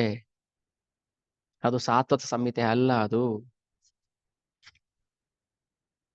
ಸಾತ್ವತ ಸಂಹಿತ ಅಂದ್ರೆ ಪರಮ ಸತ್ಯಕ್ಕೆ ಸಂಬಂಧಿಸಿದ ಸಂಹಿತೆ, ಸಾಹಿತ್ಯ. ಫಸ್ಟ್ ಕ್ಯಾಂಟೋನಲ್ಲೇ ಶುಕಮುನಿಗಳು ಪರೀಕ್ಷಿತನ ಉಪದೇಶ ಮಾಡುವಾಗ ಎಲ್ಲ ಹೇಳ್ಬಿಟ್ಟಿದ್ದಾರೆ. ಯಾವ್ದು ಬಿಟ್ಟಿಲ್ಲ. ಮೊದಲನೇ ಸ್ಕಂದನೆ ಕರೆಕ್ಟ್ ಆಗಿ ಓದ್ಬಿಟ್ರೆ ನಾವು ಅರ್ಥ ಮಾಡ್ಕೊಂಡು ಎಷ್ಟು ಚೆನ್ನಾಗಿದೆ ಅಲ್ವಾ, ಎಷ್ಟು ಅರ್ಥ ಆಗುತ್ತೆ ನಮಗೆ. ಅನರ್ಥ ಉಪಶಮನಂ ಸಾಕ್ಷಾತ್ ಭಗವದ್ ಭಕ್ತಿ ಅದೋಕ್ಷಜೆ. ಅದಕ್ಕೇನ್ ಮಾಡ್ಬೇಕು? ಶ್ರವಣಂ. ಶ್ರೂಯಮಾಣಾಯ. ಶ್ರೂಯಮಾಣಾಯ ಅಂದ್ರೆ ಕೇಳಬೇಕು. ಕೇವಲ ಶ್ರೂಯಮಾಣಾಯ ಅಂದ್ರೆ ಕೇವಲ ಕೇಳೋದು ಅಂತ ಅರ್ಥ. ಬರೀ ಕೇಳಬೇಕು. ಶ್ರವಣ, ಬರೀ ಶ್ರವಣ ಮಾಡೋದ್ರಿಂದನೇ ನಮ್ಮ ಅನರ್ಥ ಉಪಶಮನ ಆಗುತ್ತೆ. ನಂಬಿಕೆ ಬರುತ್ತೆ.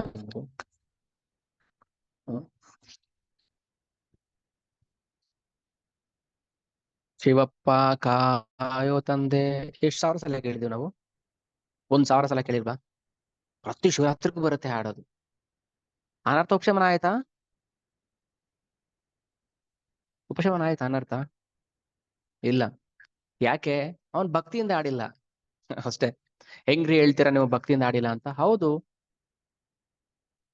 ಅವನ್ ಭಕ್ತನಲ್ಲ. ಅವನು ಭಗವಂತ ಅವನಿಗೆ ಒಳ್ಳೆ ಕಂಠ ಕೊಟ್ಟಿರ್ಬೋದು, ಒಳ್ಳೆ ರಾಗ ತಾಳ ಕೊಟ್ಟಿರ್ಬೋದು, ಆಡಿದಾನೆ ಅಷ್ಟೇನೆ.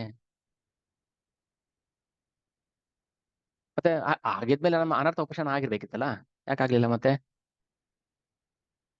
ಓಕೆ, ಶಿವನ್ ಮೇಲಾದ್ರೂ ನಮಗೆ ಭಕ್ತಿ ಬರ್ಬೇಕಿತ್ತಲ್ಲ, ಯಾಕೆ ಬರಲಿಲ್ಲ ಮತ್ತೆ? ಯಾಕಂದ್ರೆ ಭಕ್ತಿರುತ್ಪದ್ಯತೆ ಪುಂಸ ಶೋಕ ಮೋಹ ಭಯಾಪಹ. ಅವನಲ್ಲಿ ಭಕ್ತಿ ಇಲ್ಲ. ಅವನ್ ಭಕ್ತಿಯಿಂದ ಆಡ್ಲಿಲ್ಲ. ಅವನು ಭಕ್ತಿಯಿಂದ ಆಡಿದ್ರೆ ಭಕ್ತಿ ಉತ್ಪತ್ತಿ ಆಗ್ತಾ ಇತ್ತು.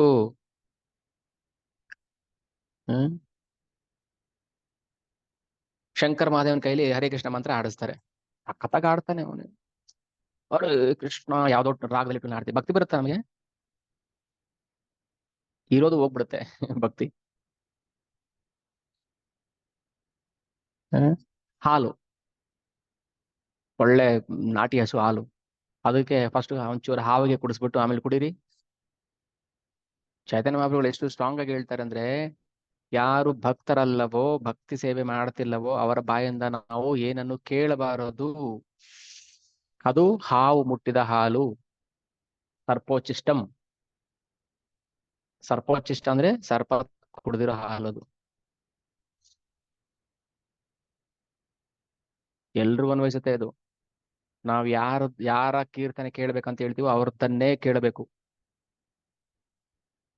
ಇಲ್ಲ ನನ್ ಫ್ಯಾನು, ಶಂಕರ್ ಮಹಾದೇವನ್ ಫ್ಯಾನು, ಅವನು ಸೋನು ನಿಗಮ್ ಫ್ಯಾನು, ನಾನು ಆ ಫ್ಯಾನು AC ಎಲ್ಲ ನಿಮ್ಮನೆ ಇಟ್ಕೊಳ್ಳಿ. ಫ್ಯಾನ್ ಅಲ್ಲ ಇಲ್ಲಿ ಬೇಕಾಗಿರೋದು. ನಾವು ನಿಜವಾಗ್ಲೂ ಭಗವಂತನ ಭಕ್ತರ ಫ್ಯಾನ್ ಆಗ್ಬೇಕು. ನಮ್ಮ ಲೌಕಿಕ ಅಭಿರುಚಿನ ಫಸ್ಟ್ ತೆಗಿಬೇಕು. ನಮ್ಗಿಷ್ಟ, ನಮ್ಗೆ ಅದು ತುಂಬಾ ಚೆನ್ನಾಗಿರುತ್ತೆ, ನನ್ನ ಫೇವ್ರೇಟು, ಇವೆಲ್ಲ ಬರುತ್ತಲ್ಲ ಪದಗಳು, ಅದೆಲ್ಲ ತೆಗಿಬೇಕು. ಅದು ನಿಮ್ಮ ಫೇವ್ರೇಟ್ ಅಲ್ಲ, ನಿಮ್ಮ ಮನಸ್ಸಿನ ಫೇವ್ರೇಟ್ ಅದು. ಸೋನು ನಿಗಮ್ ಹಾಡು ಅದು ನನ್ನ ಫೇವ್ರೇಟ್ ಅಲ್ಲ. ನಾನು ಅಂದ್ರೆ ಜೀವಾತ್ಮನ ಫೇವ್ರೇಟ್ ಅಲ್ಲ ಅದು, ಅದು ಮನಸ್ಸಿನ ಫೇವ್ರೇಟ್. ಕುಡುಕನಿಗೆ ಯಾವ್ದು ಫೇವ್ರೇಟು? ಎಂಟದ ಬಾಟ್ಲು. ಅವ್ನು ಹೇಳಿ ನನಗೆ ತುಂಬಾ ಫೇವ್ರೇಟ್ ಇದು, ಅದು ನಮ್ಮ ಫೇವ್ರೇಟ್ ಅಲ್ಲ ಅದು. ಹಾಗೆ ನಾನು ಅಂದ್ರೆ ಜೀವ ಮನಸ್ಸಿನ ಅಧೀನ ಆದಾಗ ಏನಾಗುತ್ತೆ, ಮನಸ್ಸು ಹೇಳ್ದಂಗೆ ನಾನು ಕೇಳಬೇಕಾಗುತ್ತೆ. ಈಗ ಯಾರೊಬ್ರು ಬಂದ್ಬಿಟ್ಟು ಇಲ್ಲಿ ತಲೆ ಮೇಲೆ ಹಣೆ ಮೇಲೆ ರಿವಾಲ್ವರ್ ಇಟ್ಬಿಟ್ಟು ಹಿಂಗ್ ಹೇಳ್ಬೇಕು ಅಂದ್ರೆ ಹೇಳ್ತೀವಿ ನಾವು. ಪ್ರಾಣ ತೆಗೆದು ಬಿಡ್ತೀನಿ ಅಂತಾನೆ, ಹೇಳಬೇಕಾಗುತ್ತೆ. ಸುಳ್ಳು ಹೇಳು, ಹೇಳ್ತೀನಿ ಸರ್ ಅಂತಾನೆ.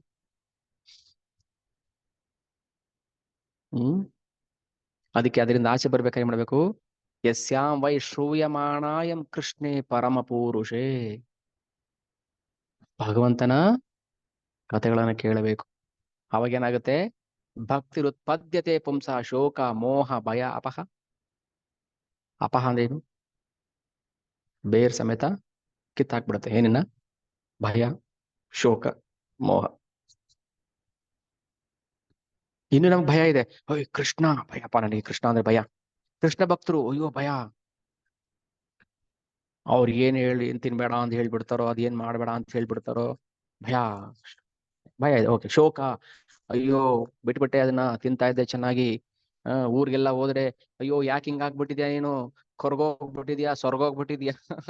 ಆ ತಿನ್ನೋ ಜಾತಿಲಿ ಹುಟ್ಟಿದೀವಿ, ತಿನ್ಬೇಕು ಅಂತ ಹೇಳ್ತಾರೆ. ಭಯ, ಶೋಕ, ಮೋಹ. ಏ ಕಪಾಳಕ್ಕೆ ಹಾಕಿ ಒಂದು ಸರಿಯಾಗಿ. ಹ್ಮ್ ಫಸ್ಟ್ ಕಪಾಳಕ್ಕೆ ಹಾಕ್ಬೇಕು, ಆಮೇಲೆ ಹೇಳ್ಬೇಕು, ಉಪದೇಶ ಮಾಡ್ಬೇಕು. ಸುಮ್ಮನೆ ಉಪದೇಶ ಮಾಡಿದ್ರೆ ಏನೋ ಹೇಳ್ತಾನೆ ಅನ್ಕೊಳ್ತಾರೆ. ಒಂದು ನಾರದರು ದಡ್ಡ ಆಗಿರ್ಬೇಕು, ಇಲ್ಲ ನಾವು ದಡ್ಡರಾಗಿರ್ಬೇಕು. ನಾರದ್ರು ನಾವು ನೋಡಿಲ್ಲ, ಮೋಸ್ಟ್ಲಿ ಅವ್ರು ದಡ್ಡ ಇರ್ಬೋದೇನೋ. ನಾನು university graduate, double degree, triple degree, master degree, PhD. ನಾರದಿಗೆ ಮಾಡಕ್ ಕೆಲ್ಸ ಇಲ್ಲ, ಅವ್ರಿಗೇನ್ ಹೆಂಡ್ತಿನ ಮಕ್ಳ ಎಲ್ಲ ಬಿಟ್ಬಿಟ್ಟಿದ್ದಾರೆ. ಹ್ಮ್ ನಾರದರು ದ್ವಾರಕೆಗೆ ಬಂದಾಗ ಭಗವಂತನೇ ನಾರದರ ಕಾಲ್ ತೊಳೆದು, ಸುಧಾಮನ ಕಾಲ್ ತೊಳೆದು, ಬ್ರಾಹ್ಮಣರ ಕಾಲ್ ತೊಳೆದು ಆ ನೀರ್ನ ಏನ್ ಮಾಡ್ತಾ ಇದ್ರು, ಕುಡಿತಾ ಇದ್ರು, ಪೋಷಣೆ ಮಾಡ್ಕೊಡ್ತಾ ಇದ್ರು. ಅವ್ರ ದಡ್ಡರಾಗ ಸಾಧ್ಯನೇ ಇಲ್ಲ. ಹಾಗಿದ್ಮೇಲೆ ನಾವೇ ದಡ್ರು. ಭಕ್ತಿರುತ್ಪಾದ್ಯತೆ ಪುಂಸ, ಭಕ್ತಿ ಬೇಕಾ ನಿಮ್ಗೆ, ಮತ್ತೆ ಹೇಳಿದ್ ಮಾಡ್ಬೇಕಷ್ಟೆ. ನನಗೆ ಇಷ್ಟ ಇಲ್ಲ, ಅದು ನಿಮ್ಗೆ ಇಷ್ಟ ಇಲ್ಲಲ್ಲ, ಅದು ನಿಮ್ ಮನಸ್ಸಿಗೆ ಇಷ್ಟ ಇಲ್ಲ ಭಕ್ತಿ ಮಾಡಕ್ಕೆ, ಅದಕ್ಕೆ ನಮ್ಮನ್ನ ಭಕ್ತಿ ಮಾಡಕ್ ಬಿಡ್ತಾ ಇಲ್ಲ ಅಷ್ಟೆ. ಅದಕ್ಕೆ ಏನ್ ಮಾಡ್ಬೇಕು, ರಾತ್ರಿ ಬೆಳಗ್ಗೆ ಅವಾಗ ಬರುತ್ತೆ, ದಾರಿ ಬರುತ್ತೆ, ಖಂಡಿತವಾಗ್ಲೂ ಬರುತ್ತೆ. ಮನಸ್ಸನ್ನ ದಾರಿ ತರೋದೇನು ಅಷ್ಟು ಏನು ಅಸಾಧ್ಯ ಅಲ್ಲ, ಕಷ್ಟ ಸಾಧ್ಯ. ಕಷ್ಟ ಸಾಧ್ಯ ಬೇರೆ ಅರ್ಥ, ಅಸಾಧ್ಯ ಬೇರೆ ಅರ್ಥ. ಅಭ್ಯಾಸೇನ ತು ಕೌಂತೆಯ ವೈರಾಗ್ಯೇಣ ಚ ಗೃಹ್ಯತೆ. ಚಂಚಲಂ ಹಿ ಮನ ಕೃಷ್ಣ ಪ್ರಮಾಥಿ ಬಲವದೃಢಂ ತಸ್ಯಾಹಂ ನಿಗ್ರಹಂ ಮನ್ಯೆ ವಾಯೋರಿವ ಸುದುಷ್ಕರಾಂ. ಓ ಕೃಷ್ಣ, ನೀನೇನು ಹೇಳ್ಬಿಡ್ತೀಯಪ್ಪ, ನೀನೇನ್ ಬೋಧನೆ ಮಾಡ್ಬಿಡ್ತೀಯ. ಕೂತ್ಕೊಂಡು ಮಾತಾಡೋದೇನೋ ಸುಲಭ, ಮಾಡೋದಿದೆಯಲ್ಲ ಕಷ್ಟ. ಚಂಚಲಂ ಹಿ ಮನ ಕೃಷ್ಣ, ಕೃಷ್ಣ ಮನಸ್ಸು ತುಂಬಾ ಚಂಚಲ ಇದೆ. ಹೌದು, ಚಂಚಲ ಇದೆ. ಪ್ರಮಾತಿ ಬಲವದೃಢಂ, ಹೌದು ಬಲ, ಅದಕ್ಕೆ ಮನಸ್ಸಿಗೆ ತುಂಬಾ ಬಲ ಇದೆ, ದೃಢವಾಗಿದೆ. ಜೀವಾತ್ಮನನ್ನೇ ನಾಶ ಮಾಡ್ತಾ ಇದ್ದೇನೆ ಅಂದ್ರೆ ಎಷ್ಟು ಶಕ್ತಿ ಇರ್ಬೇಕು ಅವನಿಗೆ, ಮನಸ್ಸಿಗೆ. ಒಂದು ಸನ್ನೆ ಅದೇನು, ಲಿವರ್, ಹೊಟ್ಟೆಲಿರೋ ಲಿವರ್ ಅಲ್ಲ, ಲಿವರೇಜ್. ಅದಕ್ಕೆ ಸನ್ನೆ ಅಂತ ಹೇಳ್ತಾರೆ. ಒಂದು ಬಂಡೆ, ಒಂದು ದೊಡ್ಡ ಬಂಡೆನ ಅದು ಮೀಟ್ ಬಿಡುತ್ತೆ. ನೀವೆಂತ 8 mm 10 mm 3 inch 4 inch door ಹಾಕಿರಿ ಮನೆಗೆ, ಮೇನ್ ಡೋರ್, ಒಂದು 2 ಇಂಚ್ ದಪ್ಪ ಇರುವಂತ ಆರೆಕೋಲ್, ಆರೆಕೋಲ್ ಏನ್ ಮಾಡ್ತಾರೆ, ಮೀಟ್ ಬಿಡ್ತಾರೆ, ಬಿಡಲ್ವಾ? 2 ಇಂಚ್ ಆರೆಕೋಲ್ ಏನ್ ಮಾಡುತ್ತೆ, ನೀವು ಎಂಥ ಗಟ್ಟಿ ಟೀಕುಡ್ ಮರನೇ ಹಾಕಿರಿ ಡೋರ್ಗೆ, ಅದನ್ನ ಮೀಟ್ ಬಿಡ್ತಾರೆ.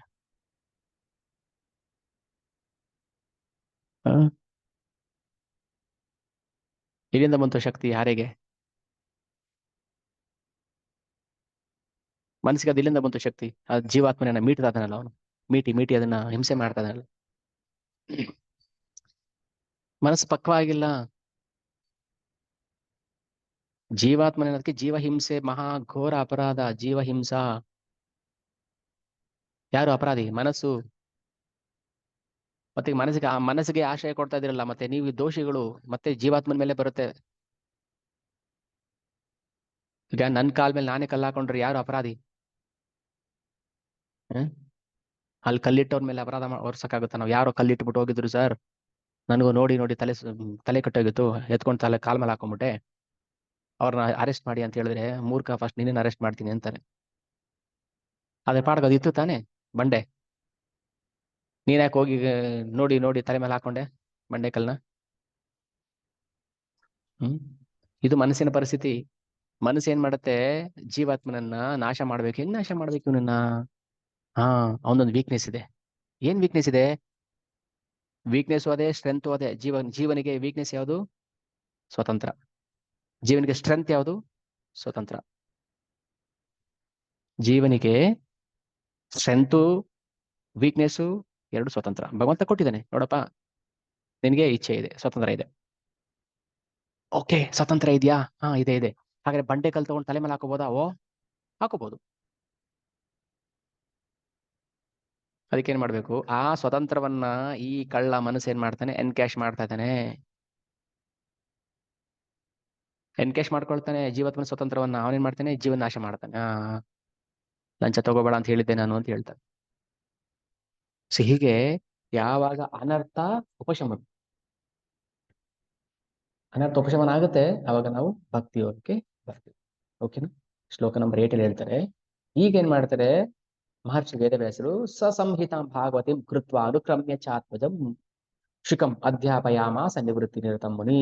ಸೊ ಅದೇನ್ ಮಾಡ್ತಾರೆ, ಭಾಗವತವನ್ನ ರಚನೆ ಮಾಡಿ ತನ್ನ ಮಗನಾದ ಶಿಷ್ಯನಾದ ಯಾರಿಗೆ, ಶುಕ ಮುನಿಗಳಿಗೆ ಬೋಧನೆ ಮಾಡ್ತಾರೆ. ಭಾಗವತವನ್ನ ತನ್ನ ಶಿಷ್ಯ ಮಗ ಎರಡು ಶುಕ ಮುನಿಗಳೇ. ಹೀಗೆ ಶ್ರೀಮದ್ ಭಾಗವತ ಬ್ರಹ್ಮಸೂತ್ರದ ವಿವರಣೆ, ಬ್ರಹ್ಮಸೂತ್ರದ ವ್ಯಾಖ್ಯಾನ ಇದು. ಬ್ರಹ್ಮಸೂತ್ರ ಯಾರಿಗೆ ರಚನೆ ಆಗಿದೆ? ಯಾರು ಆಲ್ರೆಡಿ ಆತ್ಮ ಸಾಕ್ಷಾತ್ಕಾರದಲ್ಲಿ ನಿರತರಾಗಿರ್ತಾರೆ ಅವರಿಗೆ ಬ್ರಹ್ಮಸೂತ್ರ. ನನ್ನ ಹತ್ರ ಇದೆ ಬುಕ್ಕು ಬ್ರಹ್ಮಸೂತ್ರ. ತಲೆ ಬುಡ ಏನು ಗೊತ್ತಾಗಲ್ಲ ಅದರಲ್ಲಿ. ಸುಮ್ಮನೆ ಇಟ್ಕೋಬೇಕಷ್ಟೇ. ಬ್ರಹ್ಮಸೂತ್ರ 335 ಸೂತ್ರ ಇದೆ, ವೇದವ್ಯಾಸ ರಚನೆ ಮಾಡಿರೋದು. ಏನು ಗೊತ್ತಾಗಲ್ಲ, ಯಾಕಂದ್ರೆ ಅದು ಆಲ್ರೆಡಿ ಆತ್ಮ ಸಾಕ್ಷಾತ್ಕಾರದಲ್ಲಿ ನಿರತರಾಗಿರೋರಿಗೆ ಮಾತ್ರ. ಆದರೆ ಶ್ರೀಮದ್ ಭಾಗವತಂ ಅದರ ವ್ಯಾಖ್ಯಾನ, ಅದರ ಡೆಫಿನೇಷನ್, ಅಥವಾ ಬ್ರಹ್ಮ ಜಿಜ್ಞಾಸ ಅಂದ್ರೆ ಏನು, ಅದಕ್ಕೆ ಎಕ್ಸ್ಪ್ಲನೇಷನ್ ಕೊಡ್ತಾರೆ ಭಾಗವತಮಲ್ಲಿ. ಓಕೆ, 335 ಅಧ್ಯಾಯ ಏನಿದೆ ಭಾಗವತಮಲ್ಲಿ, ಅದು 335 ಸೂತ್ರಗಳ ವಿಸ್ತೃತ ರೂಪ, ಎಕ್ಸ್ಪಾನ್ಷನ್.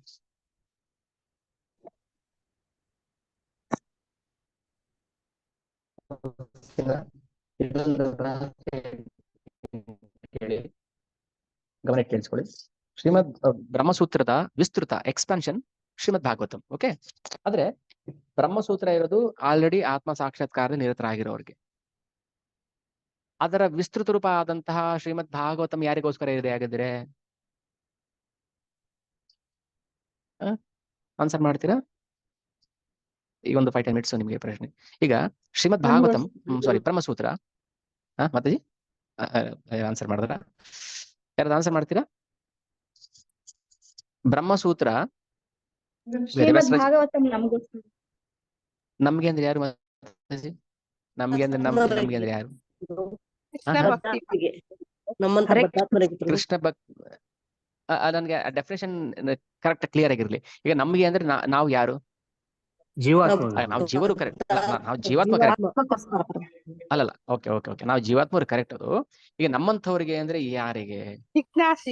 ಈಗ ಜಿಜ್ಞಾಸುಗಳಿಗೆ. Very good, ಜಿಜ್ಞಾಸುಗಳಿಗೆ, ಬದ್ಧಾತ್ಮರಿಗೆ. ಆದ್ರೆ ಓಕೆ, ಬದ್ಧಾತ್ಮರಿಗೆ ಅದು ಕರೆಕ್ಟ್ ಆನ್ಸರ್. ನೆಕ್ಸ್ಟ್ ಇನ್ಯಾರಾದ್ರೂ ಆನ್ಸರ್ ಮಾಡ್ತೀರಾ? ಶುದ್ಧ ಭಕ್ತರ ಆನ್ಸರ್ ಮಾಡಿ. ಶುದ್ಧ ಭಕ್ತರು. ಓಕೆ, ವೆರಿ ಗುಡ್, ಶುದ್ಧ ಭಕ್ತರು. ಹರೇ ಕೃಷ್ಣ, ಕರೆಕ್ಟ್, ಶುದ್ಧ ಭಕ್ತರು. ಆಯ್ತು, ಅದು ಆಗುತ್ತೆ. ಭೌತಿಕದಲ್ಲೇ ತೊಡಗಿರ್ತಾರೋ ಅಂತ. ಯಾರು ಭೌತಿಕದಲ್ಲಿ ತೊಡಗಿರ್ತಾರೆ ಅವರು ಅಂತವ್ರಿಗೆ. ಹರೇ ಕೃಷ್ಣ ಪ್ರಭು. ಓಕೆ, ಹರೇ ಕೃಷ್ಣ. ಮಾಯೆ ಕಪಿಮುಷ್ಟಿಯಲ್ಲಿ ಸಿಲುಕಿ ಒದ್ದಾಡ್ತಿರೋರ್ಗೆ ಶ್ರೀಮದ್ ಭಾಗವತ ಒಂದು ಒಳ್ಳೆ ಕರೆಕ್ಟ್ ಕರೆಕ್ಟ್. ಈಗ ಶ್ರೀಮದ್ ಭಾಗವತಂ ಯಾವುದರ ವಿಸ್ತೃತ ರೂಪ? ಬ್ರಹ್ಮಸೂತ್ರದ ವಿಸ್ತೃತ ರೂಪ. ನಾನು ಹೇಳಿದೆ ಬ್ರಹ್ಮಸೂತ್ರ ತಲೆಬುಡ ಏನು ಅರ್ಥ ಆಗೋದಿಲ್ಲ ನಮಗೆ ಅಂತ. ಅದರದ ವಿಸ್ತೃತ ರೂಪ ನಮ್ಗೆ ಹೆಂಗ ಅರ್ಥ ಆಗುತ್ತೆ ಆಗಿದ್ರೆ? ಅಲ್ವಾ? ಇದು ರಹಸ್ಯ ಅಲ್ವಾ? ಇವಾಗ ಬ್ರಹ್ಮಸೂತ್ರ ಪರಮಹಂಸರಿಗೆ, ಆತ್ಮ ಸಾಕ್ಷಾತ್ ನಿರತರಾಗಿರೋರಿಗೆ. ಬ್ರಹ್ಮಸೂತ್ರದ ವಿಸ್ತೃತ ರೂಪವಾದಂತಹ ಶ್ರೀಮದ್ ಭಾಗವತಂ ಲೌಕಿಕ ವ್ಯಕ್ತಿಗಳ ಹೃದಯದ ಮೇಲೂ ಪರಿಣಾಮ ಬೀರುತ್ತೆ. ಈಗ ನಮ್ದು ಡೀಸೆಲ್ ಕಾರ್ ಇದೆ, ಕೆಲವುದು diesel cum CNG, petrol. Okay, petrol cum CNG ಇರುತ್ತೆ. ಕೆಲವ್ರದ್ದು ಪೆಟ್ರೋಲ್ ಕಮ್ ಎಲೆಕ್ಟ್ರಿಕ್ ಕಾರ್ ಇರುತ್ತೆ. ಈಗ ನಮ್ಮ ಕಾರು ಪೆಟ್ರೋಲ್ ಹಾಕಿದ್ರೆ ಓಡಲ್ಲ, ಎಲೆಕ್ಟ್ರಿಕ್ ಕಾರ್ ಅಲ್ಲ. ಓಕೆನಾ? ಅದೇ ಬೇರೆ ಕಾರ್ಗೆ ಆ ಆಪ್ಷನ್ ಕೊಡ್ತಾರೆ, ನೋಡಿ ಸರ್, ನೀವು ಪೆಟ್ರೋಲ್ ಆದ್ರೂ ಹಾಕೊಳ್ಳಿ, ಅಥವಾ CNG ಆದ್ರೂ ಯೂಸ್ ಮಾಡಿ, ಎಲೆಕ್ಟ್ರಿಕ್ ಆದ್ರೂ ಯೂಸ್ ಮಾಡಿ ಅಂತ ಹೇಳ್ತಾರೆ. ಓಕೆ, ಶ್ರೀಮದ್ ಭಾಗವತ ಮಾತರ ಇದು ಪರಮಹಂಸರಿಗೂ ಹೌದು, ಆರಂಭಿಕ ಭಕ್ತರಿಗೂ ಹೌದು, ಬದ್ಧ ಜೀವಿಗಳಿಗೂ ಹೌದು. ನಿಮ್ಮೆಲ್ಲ ಆನ್ಸರ್ ಕರೆಕ್ಟ್. ಓಕೆ, ನಮ್ಮಂತವ್ರು ಅಂತ ಹೇಳೋದಲ್ಲ, ನಮ್ಮಂತವ್ರು ಅಂದ್ರೆ ಅದ್ರಲ್ಲಿ ಈ 3 ಕ್ಯಾಟಗರಿ ಬರುತ್ತೆ. ಶುದ್ಧ ಭಕ್ತರಿಗೂ ಹೌದು ಇದು, ನಾನು ಶುದ್ಧ ಭಕ್ತ, ನಾನು ಭಾಗವತ ಓದಂಗಿಲ್ಲ. ನಾನು ಈಗ ದೀಕ್ಷಾ ಗುರು ಆಗಿದ್ದೀನಿ, ನಾನು ಭಾಗವತ ಓದಂಗಿಲ್ಲ. ನಾನೀಗ ಭಗವಂತನ ಕಂಡುಬಿಟ್ಟಿದ್ದೀನಿ, ಭಾಗವತ ಓದಂಗಿಲ್ಲ. ಈಗಲೂ ಕೈಲಾಸದಲ್ಲಿ ಪರಮಶಿವ ಅಲ್ಲಿಗೆ ಬರುವಂತಹ ಭಕ್ತರಿಗೆ ಭಾಗವತವನ್ನೇ ಉಪದೇಶ ಮಾಡ್ತಾರೆ. ಅಷ್ಟೇ ಅಲ್ಲ, ಎಲ್ಲಾ ಕಡೆನೂ ಭಾಗವತಮೇ. ಎಲ್ಲ ಲೋಕದಲ್ಲೂ ಭಾಗವತಂ ಹೇಳಲೇಬೇಕು, ಕಲೀಲೇಬೇಕು. ಆದ್ರೆ ಸ್ವರ್ಗದಂತ ಲೋಕಗಳಲ್ಲಿ ಏನಾಗುತ್ತೆ, ಅಲ್ಲಿ ಐಹಿಕ ಭೋಗದಲ್ಲಿ ತೇಲಾಡ್ತಾ ಇರ್ತಾರೆ. ಅಯ್ಯೋ ಭಾಗವತಂ ನಾವಲ್ಲೆಲ್ಲ ಓದ್ ಬಂದಿದ್ದೀವಿ, ಈಗ ನಾನು ದೇವೇಂದ್ರ ಆಗಿದ್ದೀನಿ, ನನಗೆ ಬೇಕಿಲ್ಲ, ಅದು ಭ್ರಮೆ. ಅದಕ್ಕೆ ಹೇಳ್ತಾ ಇಲ್ಲೊಂದು ಮಾತು ಹೇಳ್ತಾರೆ, ಶ್ರೀಮದ್ ಭಾಗವತಂ ಪರಮಹಂಸರಿಗೂ ಇದೆ, ಲೌಕಿಕ ವ್ಯಕ್ತಿಗಳ ಉದ್ಧಾರಕ್ಕೂ ಇದೆ. ಯಾರು ಇಂದ್ರಿಯ ತೃಪ್ತಿಯಲ್ಲೇ ಮುಳುಗ್ಬಿಟ್ಟಿರ್ತಾರೆ ಅವ್ರಿಗೂ ಕೂಡ ಇದೆ. ಯಾರಿಗೆ ಲೌಕಿಕ ವ್ಯಾಧಿಗಳು ಜಾಸ್ತಿ ಇದೆ ಅವ್ರಿಗೂ ಕೂಡ ಇದೆ. ಅದಕ್ಕೆ ಇದು ಸಾತ್ವತ ಸಂಹಿತಾಯ. ಸೊ ಭಗವಂತನಿಗೆ ಸಂಬಂಧಪಟ್ಟ ಅಲೌಕಿಕ, ಇದು ಬರೀ ಹಿಂದೂಗಳು ಮಾತ್ರ ಓದಬೇಕು, ಇಸ್ಕಾನ್ ಅವ್ರು ಮಾತ್ರ ಓದಬೇಕು ಅಲ್ಲ, ಎಲ್ಲರೂ ಓದಬೇಕು. ಹಾಗೆ ಶ್ರೀಮದ್ ಭಾಗವತವನ್ನ ನಾವು ನಿವೃತ್ತಿ ಮಾರ್ಗದವ್ರಿಗೂ ಪ್ರವೃತ್ತಿ ಮಾರ್ಗದವ್ರಿಗೂ ಇಬ್ಬರಿಗೂ ಅನ್ವಯಿಸುತ್ತೆ. ಓಕೆ, ಇದು ಕ್ಲಿಯರ್ ಆಯ್ತಾ? ಸೊ ಭಾಗವತದ ಮಹಿಮೆಗಳಲ್ಲಿ ಹಾಗೆ ಶುಕಮುನಿಗಳು ಆಲ್ರೆಡಿ ಅವರು ಮುಕ್ತಾತ್ಮರಾಗಿದ್ದರು ಅಲ್ವಾ, ಆತ್ಮ ಸಾಕ್ಷಾತ್ಕಾರದ ದಾರಿಲಿ ಇದ್ರು ಅವರು. ಆದ್ರೂ ಕೂಡ ಅವ್ರಿಗೆ ಅಸಂತುಷ್ಟಿ ಇತ್ತು. ಅರೇ ಇನ್ನೆಂತ ಶ್ರೇಷ್ಠತೆಯಪ್ಪ ಭಾಗವತಂಗೆ, ಅರೇ ಈಗಲೇ ದಂಡವತ್ ನಮಸ್ಕಾರ ಮಾಡ್ಬಿಡ್ಬೇಕು, ಸಾಷ್ಟಾಂಗ ನಮಸ್ಕಾರ ಮಾಡ್ಬಿಡ್ಬೇಕು ಶ್ರೀಮದ್ ಭಾಗವತಂಗೆ. ಅಲ್ಲ, ನಾವು ಮುಕ್ತಿಗೆ ಮುಕ್ತಿ ಮುಕ್ತಿ ಮುಕ್ತಿ ಅಂತ ಒದ್ದಾಡ್ತಾ ಇದೀವಿ, ಅದು ಮುಕ್ತಿ ಸಿಗುತ್ತೋ ಇಲ್ಲೋ ಅದು ಗೊತ್ತಿಲ್ಲ. ಆದ್ರೆ ಶುಕಮುನಿಗಳು ಮುಕ್ತಾತ್ಮರು, ಅವ್ರಿಗೂ ಅಸಂತುಷ್ಟಿ ಇದೆ. ಯಾಕೆ ಅಸಂತುಷ್ಟಿ? ಏನೋ ನಾನು ಕೇಳಿಲ್ಲ, ಯಾವುದೋ ಒಂದು ಗ್ರಂಥವನ್ನ ನಾನು ಶ್ರವಣ ಮಾಡಿಲ್ಲ ಇನ್ನು, ಅದೇ ಶ್ರೀಮದ್ ಭಾಗವತಂ. ಏನ್ ಹೇಳ್ಬೇಕಿದ್ರ ಮಹತ್ವ? ಒಂದೆರಡು ಮಾತುಗಳಲ್ಲಿ ಭಾಗವತ ಮಹಾತ್ಮವನ್ನ ವರ್ಣನೆ ಮಾಡಕ್ ಸಾಧ್ಯವೇ ಇಲ್ಲ. ಸಮುದ್ರದ ನೀರ್ನ ಒಂದು ಚೊಂಬಲ್ಲಿ ಹೇಗೆ ಹಿಡಿಯಕ್ ಆಗೋದಿಲ್ವೋ ಹಾಗೆ ಭಾಗವತಂನ ನಾವು ಒಂದೆರಡು ಮಾತಲ್ಲಿ, ಒಂದೆರಡು ಕ್ಲಾಸಲ್ಲಿ ಹೇಳೋಕೆ ಸಾಧ್ಯವೇ ಇಲ್ಲ. ನಮ್ಮ ಶಕ್ತಿ, ನಮ್ಮ ಸಾಮರ್ಥ್ಯ ಎಷ್ಟಿದೆ ಅಷ್ಟನ್ನ ನಾವು ವರ್ಣನೆ ಮಾಡಕ್ಕೆ ಪ್ರಯತ್ನ ಮಾಡ್ಬೇಕು. ಅದನ್ನೇ ಶುಕಮುನಿಗಳು ಪರೀಕ್ಷಿತನಿಗೆ ಮಾಡ್ತಾರೆ.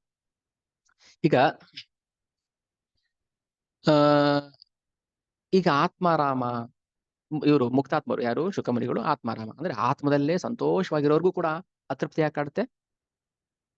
ಹೇಗೆ ವ್ಯಾಸರಿಗೆ ಅತೃಪ್ತಿ ಇತ್ತೋ ಅದೇ ತರ ಶುಕಮುನಿಗಳಿಗೂ ಅತೃಪ್ತಿ ಕಾಡುತ್ತೆ. ಯಾವಾಗ? ಭಾಗವತ ಶ್ರವಣ ಮಾಡಿದ ಮೇಲೆ. ಯಾರಿಗೆ ಹೇಳ್ಬೇಕು, ಯಾರಿಗೆ ಹೇಳ್ಬೇಕು, ಯಾರಿಗೆ ಹೇಳ್ಬೇಕು? ಪ್ರಸವ ವೇದನೆ, 9 months ಆಯ್ತು, ಯಾವಾಗ ಡೆಲಿವರಿ ಆಗುತ್ತೆ, ಯಾವಾಗ ಆಗುತ್ತೆ? ಪ್ರಸವ ವೇದನೆ. ಶುಕಮುನಿಗಳು ಭಾಗವತ ಶ್ರವಣ ಮಾಡಿದ್ಮೇಲೆ ಯಾರಿಗೆ ಹೇಳ್ಬೇಕು, ಯಾರಿಗೆ ಹೇಳ್ಬೇಕು? ನಿದ್ರೆಯ ಹ್ರಿಯತೆ ನಕ್ತಂ ವ್ಯವಾಯೇನ ನಮಂ ವಯಃ ದಿವಾರ್ತೆ ಚಯ ರಾಜನ್ ಕುಟುಂಬ ಭರಣಿನವ. ಈ ಮೂರ್ಖರಿಗೆ ಹೇಳ್ಬೇಕಾ ನಾನು? ಯಾರು ಆಸಕ್ತಿನೇ ಇಲ್ಲ ಭಾಗವತ ಕೇಳೋದಕ್ಕೆ. ಶುಕಮುನಿಗಳ ಮಾತಿದು.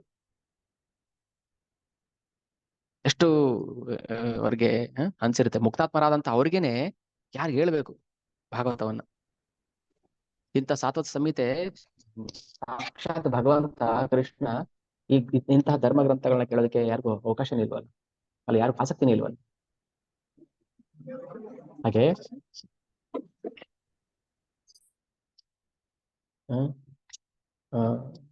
ತಾಯಿ ಗರ್ಭದಲ್ಲಿ ಮುಕ್ತಾತ್ಮರಾಗಿದ್ರು. ತಾಯಿ ಗರ್ಭದಲ್ಲಿದ್ದಾಗಲೇ ಶುಕಮುನಿಗಳು ಮುಕ್ತಾತ್ಮರಾಗಿದ್ರು, ಗೊತ್ತಿತ್ತು ವ್ಯಾಸರಿಗೆ. ಅದಕ್ಕೆ ಶುಕಮುನಿಗಳಿಗೆ ತಮ್ಮ ಆ ಗ್ರಂಥವನ್ನ ಹೇಳ್ತಾರೆ. ಅದಕ್ಕೋಸ್ಕರ ಆ ಮಗು ಹುಟ್ಟತಾನೆ, ಎಷ್ಟೋ ವರ್ಷ ಆದ್ಮೇಲೆ ಹೊರಗೆ ಬಂದು ಏನು ಬೇಡ ನನಗೆ ಅಂತ ಹೊರಡ್ಬಿಟ್ರು. ಆ ಹಂತಕ್ಕೆ ಏನ್ ಎಲ್ರು ಹೋಗ್ತಾರೆ ಅಂತಲ್ಲ, ನಾವು ಥಿಂಕ್ ಮಾಡಬಾರ್ದು. ಈಗ ನಮಗೊಂದು ಭ್ರಮೆ ಬಂದ್ಬಿಡುತ್ತೆ. ಏನ್ ಭ್ರಮೆ ಬರುತ್ತೆ? ಪಕ್ಕದ ಮನೆ ಹುಡುಗ 100 ಮಾರ್ಕ್ಸ್ ತಗೊಂಡು ಅವನು ಒಳ್ಳೆ ಕಾಲೇಜಲ್ಲಿ ಅಡ್ಮಿಷನ್ ತಗೊಂಡು ಒಳ್ಳೆ ಕೆಲ್ಸಕ್ಕೆ ಸೇರಿದಾನೆ, ನಮ್ಮ ಹುಡುಗ ತಗೊಂಡ್ಬಿಡ್ತಾನೆ ಅನ್ನೋ ಒಂದು ಭ್ರಮೆ ಬಂದ್ಬಿಡುತ್ತೆ. ನಿಮ್ ಹುಡುಗ ಫಸ್ಟ್ 35 ಮಾರ್ಕ್ಸ್ ತಗೊಳಕ್ ಹೇಳ್ರಿ. ಪಕ್ಕದ ಮನೆ ಹುಡುಗ ಅವನು ತುಂಬಾ ಬ್ರಿಲಿಯಂಟ್ ಆಗಿದ್ದ, ಚೆನ್ನಾಗಿ ಓದ್ತಾ ಇದ್ದ, ಕಷ್ಟಪಟ್ಟು 100 ತಗೊಂಡಿದ್ದಾನೆ, ಅವನು ಒಳ್ಳೆ ಕೆಲಸ ಸೇರ್ಕೊಂಡಿದ್ದಾನೆ. ನಮ್ಗೇನ್ ಆಸೆ ಬಂದ್ಬಿಡುತ್ತೆ, ನನ್ ಮಗನು 100 ತಗೊಳ್ತಾನೆ, ನನ್ ಮಗನಿಗೂ ಕೆಲಸ ಸಿಕ್ಬಿಡುತ್ತೆ, ನನ್ ಮಗನು ಫಾರಿನ್ ಹೋಗ್ಬಿಡ್ತಾನೆ ಅಂತ ಭ್ರಮೆ. ನಾವು ಆ ಭ್ರಮೆ ಮುಳುಗ್ಬಾರ್ದು. ಶುಕಮುನಿಗಳ ತರ ನಾವು ಬಟ್ಟೆ ಇಲ್ಲದೆ ಓಡಾಡ್ಬೇಕಾಗುತ್ತೆ, ಶುಕಮುನಿ ಹೇಳ್ತಾರೆ ನಾವು ಎಲ್ಲೋ ಒಂದ್ ಕಡೆ ತಪಸ್ ಮಾಡ್ಕೊಂಡು ಕೂತ್ಕೋಬೇಕಾಗತ್ತೆ. ಅದು ಶುಕಮುನಿ. ನಾವು ಬದ್ಧ ಜೀವಿಗಳು. ಆತರ ಯಾರು ಮನೆ ಬಿಟ್ಟು ದಿಗಂಬರರಾಗಿ ನೋಡೋದಿಲ್ಲ. ನಾವು ಭಾಗವತ ಇದ್ದಾರೆ, ಆ ತರದವ್ರು ಇದ್ದಾರೆ. ಅವ್ರನ್ನ ಮೂರ್ಖರು ಅಂತ ಕರೀತಾರೆ. ಯಾಕಂದ್ರೆ ಅವ್ರು ಭಕ್ತರಲ್ಲ, ಅವರು ಜೈನ್ಸ್. ದಿಗಂಬರರು. ಭಗವಂತನ ಭಕ್ತಿ ಮಾಡ್ತಲ್ಲ, ನೀವೇನ್ ದಿಗಂಬರ ಇಲ್ಲ, ಅದು ಮರ್ಕಟ ವೈರಾಗ್ಯ. ಅದು ಕೋತಿನ ಬಟ್ಟೆ ಹಾಕೊಳ್ಳಲ್ಲ. ಈಗ ಆಗ್ತಾರೆ ಬಿಡಿ, ಕೋತಿಗಳು ಬಟ್ಟೆ ಹಾಕೊಳ್ಳೋ ಅದು. ನಾನು ವೈರಾಗಿ, ನಾನು ಸನ್ಯಾಸಿ. ಆದ್ರೆ ಎಷ್ಟೋ ಜನ ಹೆಣ್ಣು ಕೋತಿಗಳ ಜೊತೆ ಇರುತ್ತೆ. ಅದು ಮರ್ಕಟ ವೈರಾಗ್ಯ. ಶುಕಮುನಿಗಳು ಮುಕ್ತಾತ್ಮರು, ತಾಯಿ ಗರ್ಭದಲ್ಲಿ ಮುಕ್ತಾತ್ಮರು. ಅದಕ್ಕೆ ನಾವು ಯಾವಾಗ ಭಾಗವತಕ್ಕೆ ನಾವು ಆಶಯ ಪಡ್ಕೊಳ್ತೀವಿ, ಆಶಯಕ್ಕೆ ಬರ್ತೀವಿ, ಆಗ ಸಹಜವಾಗಿ ನಮ್ಮಲ್ಲಿ ಕೃಷ್ಣ ಪ್ರೇಮ ಜಾಗೃತಿ ಸಹಜವಾಗಿ ಆಗುತ್ತೆ. ಏನು ಎಫರ್ಟ್ ಹಾಕೋದ್ ಬೇಕಾಗಿಲ್ಲ. ನಾವು ಭಾಗವತ ಶರಣಾಗತಿ ಅದಕ್ಕೆ ಎಷ್ಟು ತತ್ವ, ಶರಣಾಗತ ತತ್ವ ಇದೆಯಲ್ಲ, ಯಾವ ಭೌತಿಕ ಆಸೆ ಇಲ್ಲದೆ ನಾವು ಸುಮ್ಮನೆ ಶರಣಾಗತಿ ಆಗ್ಬಿಡ್ಬೇಕಷ್ಟೆ. ಸೊ ಈ ಹಂತಕ್ಕೆ ಬಂದಾಗ ಮಾತ್ರ ನಮ್ಗೆ ಭಾಗವತನ ಅರ್ಥ ಆಗುತ್ತೆ, ಇಲ್ಲಾಂದ್ರೆ ಏನು ಅರ್ಥ ಆಗೋದಿಲ್ಲ. ಸೊ ಇಲ್ಲಿಗೆ ಒಂದು ಹಂತಕ್ಕೆ ಬಂದ್ವಿ. ಇನ್ನು ಮುಂದಕ್ಕೆ ಸ್ವಲ್ಪ ಈ ಕಡೆ ಮಹಾಭಾರತ ಯುದ್ಧ ಕಡೆ ಬಂದ್ಬಿಡು. ಸಡನ್ ಆಗಿ ಯಾಕೆ ಬಂದ್ರು ಅಲ್ಲಿಗೆ? ಯಾಕೆ ಬಂದ್ರು ಗೊತ್ತಾ? ಈಗ ನೋಡಿ, ಸೃಷ್ಟಿ ಬಗ್ಗೆ ಒಂದಷ್ಟು ಹೇಳಿದ್ರು. ಈಗ ಸಡನ್ ಆಗಿ ದ್ರೋಣ ಪುತ್ರಕ್ಕೆ ದಂಡನೆ ಅಂತ ಬಂದ್ಬಿಡ್ತು ಈ ಚಾಪ್ಟರ್. ಸೂತ ಮುನಿಗಳನ್ನ ಶೌನಕಾದಿಗಳು ಪ್ರಶ್ನೆ ಕೇಳ್ತಾರೆ. ಪ್ರಶ್ನೆ ಕೇಳೋರು ಯಾರು ಮೂರ್ಖರಲ್ಲ, ಜ್ಞಾನಿಗಳು. ಈಗ ಪರೀಕ್ಷಿತ್ ಮಹಾರಾಜನ ಜನನ ಹೇಗಾಯ್ತು ವರ್ಣನೆ ಮಾಡ್ಬೇಕು.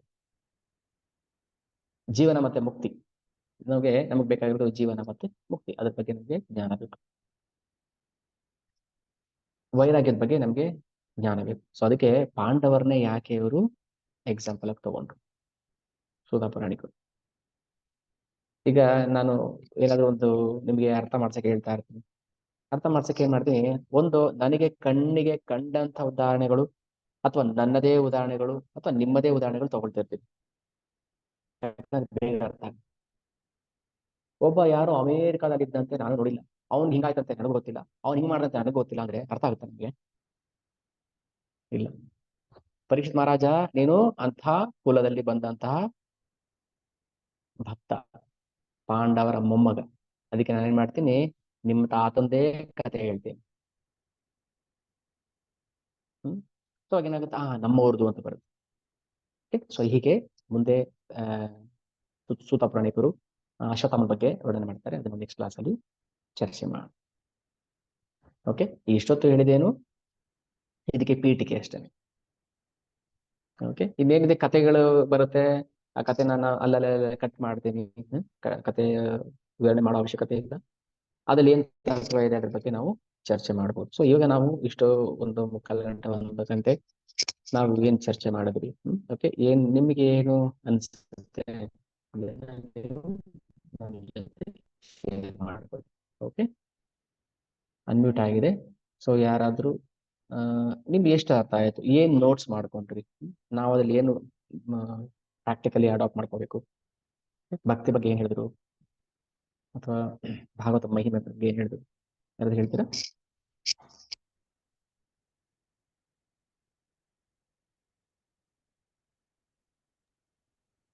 ನೀವೇನು ಏನಾದ್ರು ನೋಟ್ಸ್ ಮಾಡ್ಕೊಂಡಿದ್ರೆ ನೀವು ಹರೇ ಕೃಷ್ಣ ಪ್ರಭು. ಹರೇ ಕೃಷ್ಣ. ನಾನು 1-2 ಪಾಯಿಂಟ್ ನೋಟ್ಸ್ ಮಾಡ್ಕೊಂಡಿದ್ದೀನಿ ಪ್ರಭು. ಹೇಳಿ.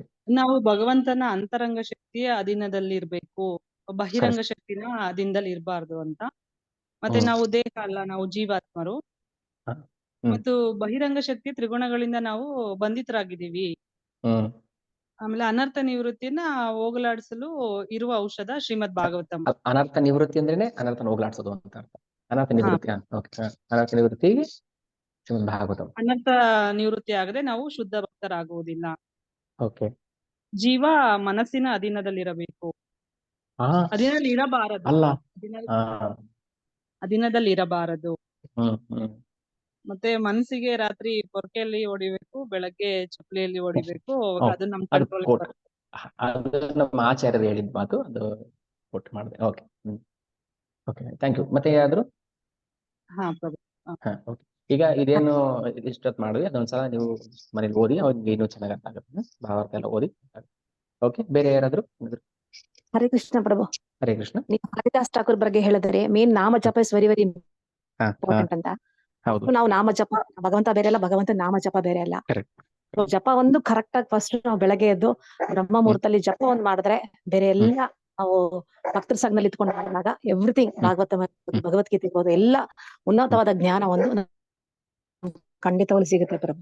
Very good, very good, super point. ಈ ಪಾಯಿಂಟ್ ತುಂಬಾ ಇಂಪಾರ್ಟೆಂಟ್. Okay, right. ನೆಕ್ಸ್ಟ್ ಇನ್ನೇನಾದ್ರು? ರಾಧೆ ರಾಧೆ. ಹರೇ ಕೃಷ್ಣ ಪ್ರಭು. ಹರೇ ಕೃಷ್ಣ. ಸಿಂಪಲ್ ಆಗಿ ಹೇಳೋದಾದ್ರೆ, ನಾವು ಯಾವಾಗ ಕೃಷ್ಣನ ನಾನು ಕೃಷ್ಣಂಗೆ ಅಂದ್ರೆ ನಮ್ಮೋರ್ ಅಂತ ಅನ್ಕೊಂತೀರೋ ಅವಾಗೆ ನಾವು ಜಪ ಇವೆಲ್ಲ ಮಾಡಕ್ ಶುರು ಮಾಡ್ತೀವಿ ಪ್ರಭು, ಮಾಯನ್ ಬಿಟ್ಟು. ಸಂಬಂಧ ತತ್ವ ಹೇಳ್ತಾ ಇದ್ದೀರಾ. Okay, very good. ಪ್ರಭು ಸಂಬಂಧ ತತ್ವ ಒಂದೇ ಕೃಷ್ಣ question ನಮ್ಮವರು. ಪ್ರಭು. ಅಂದ್ರೆ ಇವಾಗ ಯಾರಾದ್ರೂ ನಮ್ಮ ರಿಲೇಶನ್ ಅಲ್ಲಿ ಇದಾಗೋದ್ರೆ, ಅದೇ ಪಿತೃ ಬಗ್ಗೆ ಹೇಳ್ತಿರಲ್ವಾ, ಅವ್ರೇನಾದ್ರು ಇದಾಗೋದ್ರೆ ಅವಾಗ ಅದು ಹೇಳ್ತಾರಲ್ವಾ ಪ್ರಭು, ಪೂಜೆ ಮಾಡ್ಬಾರ್ದು, ತಿಲಕ ಇಟ್ಕೋಬಾರ್ದು ಅಂತ. ಅದೇನದು ಅದು ಅದು ಡಿಫ್ರೆಂಟ್ ಟಾಪಿಕ್. ಓಕೆ, ನಾನು ಹೇಳ್ತೀನಿ ಒಂದ್ಸಲ ಯಾವಾಗಾದ್ರು. ಓಕೆ, ಪಿತೃಗಳು ಓಕೆ, ನಾನು ಈಗ ಹೇಳಕ್ ಮತ್ತೆ ಶುರು ಮಾಡಿದ್ರೆ ಮತ್ತೆ ಏನು ಹೋಗುತ್ತದು. ಓಕೆ, ಸೊ ನಾವು ಯಾವಾಗ ಕೃಷ್ಣ ಪ್ರಜ್ಞೆಯಲ್ಲಿ ಸ್ಥಿರವಾಗಿರ್ತೀವಿ ಆಗ ಎಲ್ಲ ಸ್ಯಾಟಿಸ್ಫೈ ಆಗ್ಬಿಡ್ತಾರೆ. ಪಿತೃಗಳು ದೇವತೆಗಳೆಲ್ಲ ಸ್ಯಾಟಿಸ್ಫೈ ಆಗ್ತಾರೆ. ಓಕೆ, ನಾವು ಭಗವಂತನ ಬಿಟ್ಟು ಪಿತೃಗಳು ದೇವತೆಗಳು ಹಿಂಗೆ ಹೋಗ್ತಾ ಇದೀವಿ, ಇಂಡಿಪೆಂಡೆಂಟ್ ಆಗಿಬಿಟ್ಟಿದ್ದೀವಿ ನಾವು. ಸೊ ಅವಾಗ ನಮಗೆ ನೀವು ಸಂಬಂಧ ತತ್ವ ಹೇಳಿದ್ರಿ. ಸೊ ಸಂಬಂಧ ತತ್ವ ಇಲ್ಲ ಅಂದಾಗ ನಾವು ಇದೆಲ್ಲ ಮಾಡಕ್ ಶುರು ಮಾಡ್ಬಿಡ್ತೀವಿ. ಓಕೆ, ನಾನು ಅದನ್ನ ಒಂದ್ಸಲ ಚರ್ಚೆ ಮಾಡ್ತೀನಿ. ಹರೇ ಕೃಷ್ಣ. ಅದು ಕರ್ಮಕಾಂಡ ಅಕ್ಷಣ. ಸೊ ನಾವು ಹೇಳ್ತಾರೋ ಉಪಾಸನೆ. ಓಕೆ, ಹರೇ ಕೃಷ್ಣ. ಓಕೆ, ಮತ್ತೆ ಯಾರಾದ್ರು ಏನಾದ್ರು ಹೇಳ್ತೀರಾ? ಹರೇ ಕೃಷ್ಣ ಪ್ರಭುಜಿ. ಹರೇ ಕೃಷ್ಣ, ಹರೇ ಕೃಷ್ಣ. ನಾವ್ ಯಾವಾಗ ಭಕ್ತಿ ಸೇವೆ ಇವಾಗ ಇಷ್ಟೆಲ್ಲಾ ಮಾಡ್ಬೇಕು ಅಂದ್ರೆ, ಮೊದಲನೇದಾಗಿ ನಾವು ಭಗವಂತನ ಶ್ರವಣ ಮಾಡೋದ್ರಿಂದ ಅವನ ಪ್ರೇಮ ಒಂದು ಸ್ಟಾರ್ಟ್ ಆಗಿ ಒಂದು ಭಕ್ತಿ ಸೇವೆ ಅನ್ನೋದು ಬೆಳೆಸ್ಕೊಂಡು ಹೋಗುತ್ತೆ. ಯಾವಾಗ ನಾವು ಅವನು ನಿಜವಾದ ಒಂದು ಪ್ರೇಮವನ್ನ ಬೆಳೆಸ್ಕೊಳ್ತೀವೋ, ಕೊನೆಯದಾದಂತ ಒಂದು ಫಲನೇ, ಕೊನೆಯದಾದಂತ ಒಂದು ಅಂತಿಮ ಫಲನೇ ಭಕ್ತಿ ಸೇವೆ ಪ್ರಭು. Very good. ಓಕೆ, ಭಕ್ತಿ ಪೂರ್ವಕ ಪ್ರೇಮ ಸೇವೆ, ಪ್ರೇಮ ಪೂರ್ವಕ ಭಕ್ತಿ ಸೇವೆ. ಅಂದ್ರೆ ಪ್ರೇಮ ಇರ್ಬೇಕಲ್ಲಿ. ಭಕ್ತಿ ಸೇವೆಯಲ್ಲೂ ಮಾಡ್ತಾರೆ, ಅದ್ರಲ್ಲಿ ಕಾಮ ಇದ್ರೆ ಏನ್ ಮಾಡ್ಬೇಕು?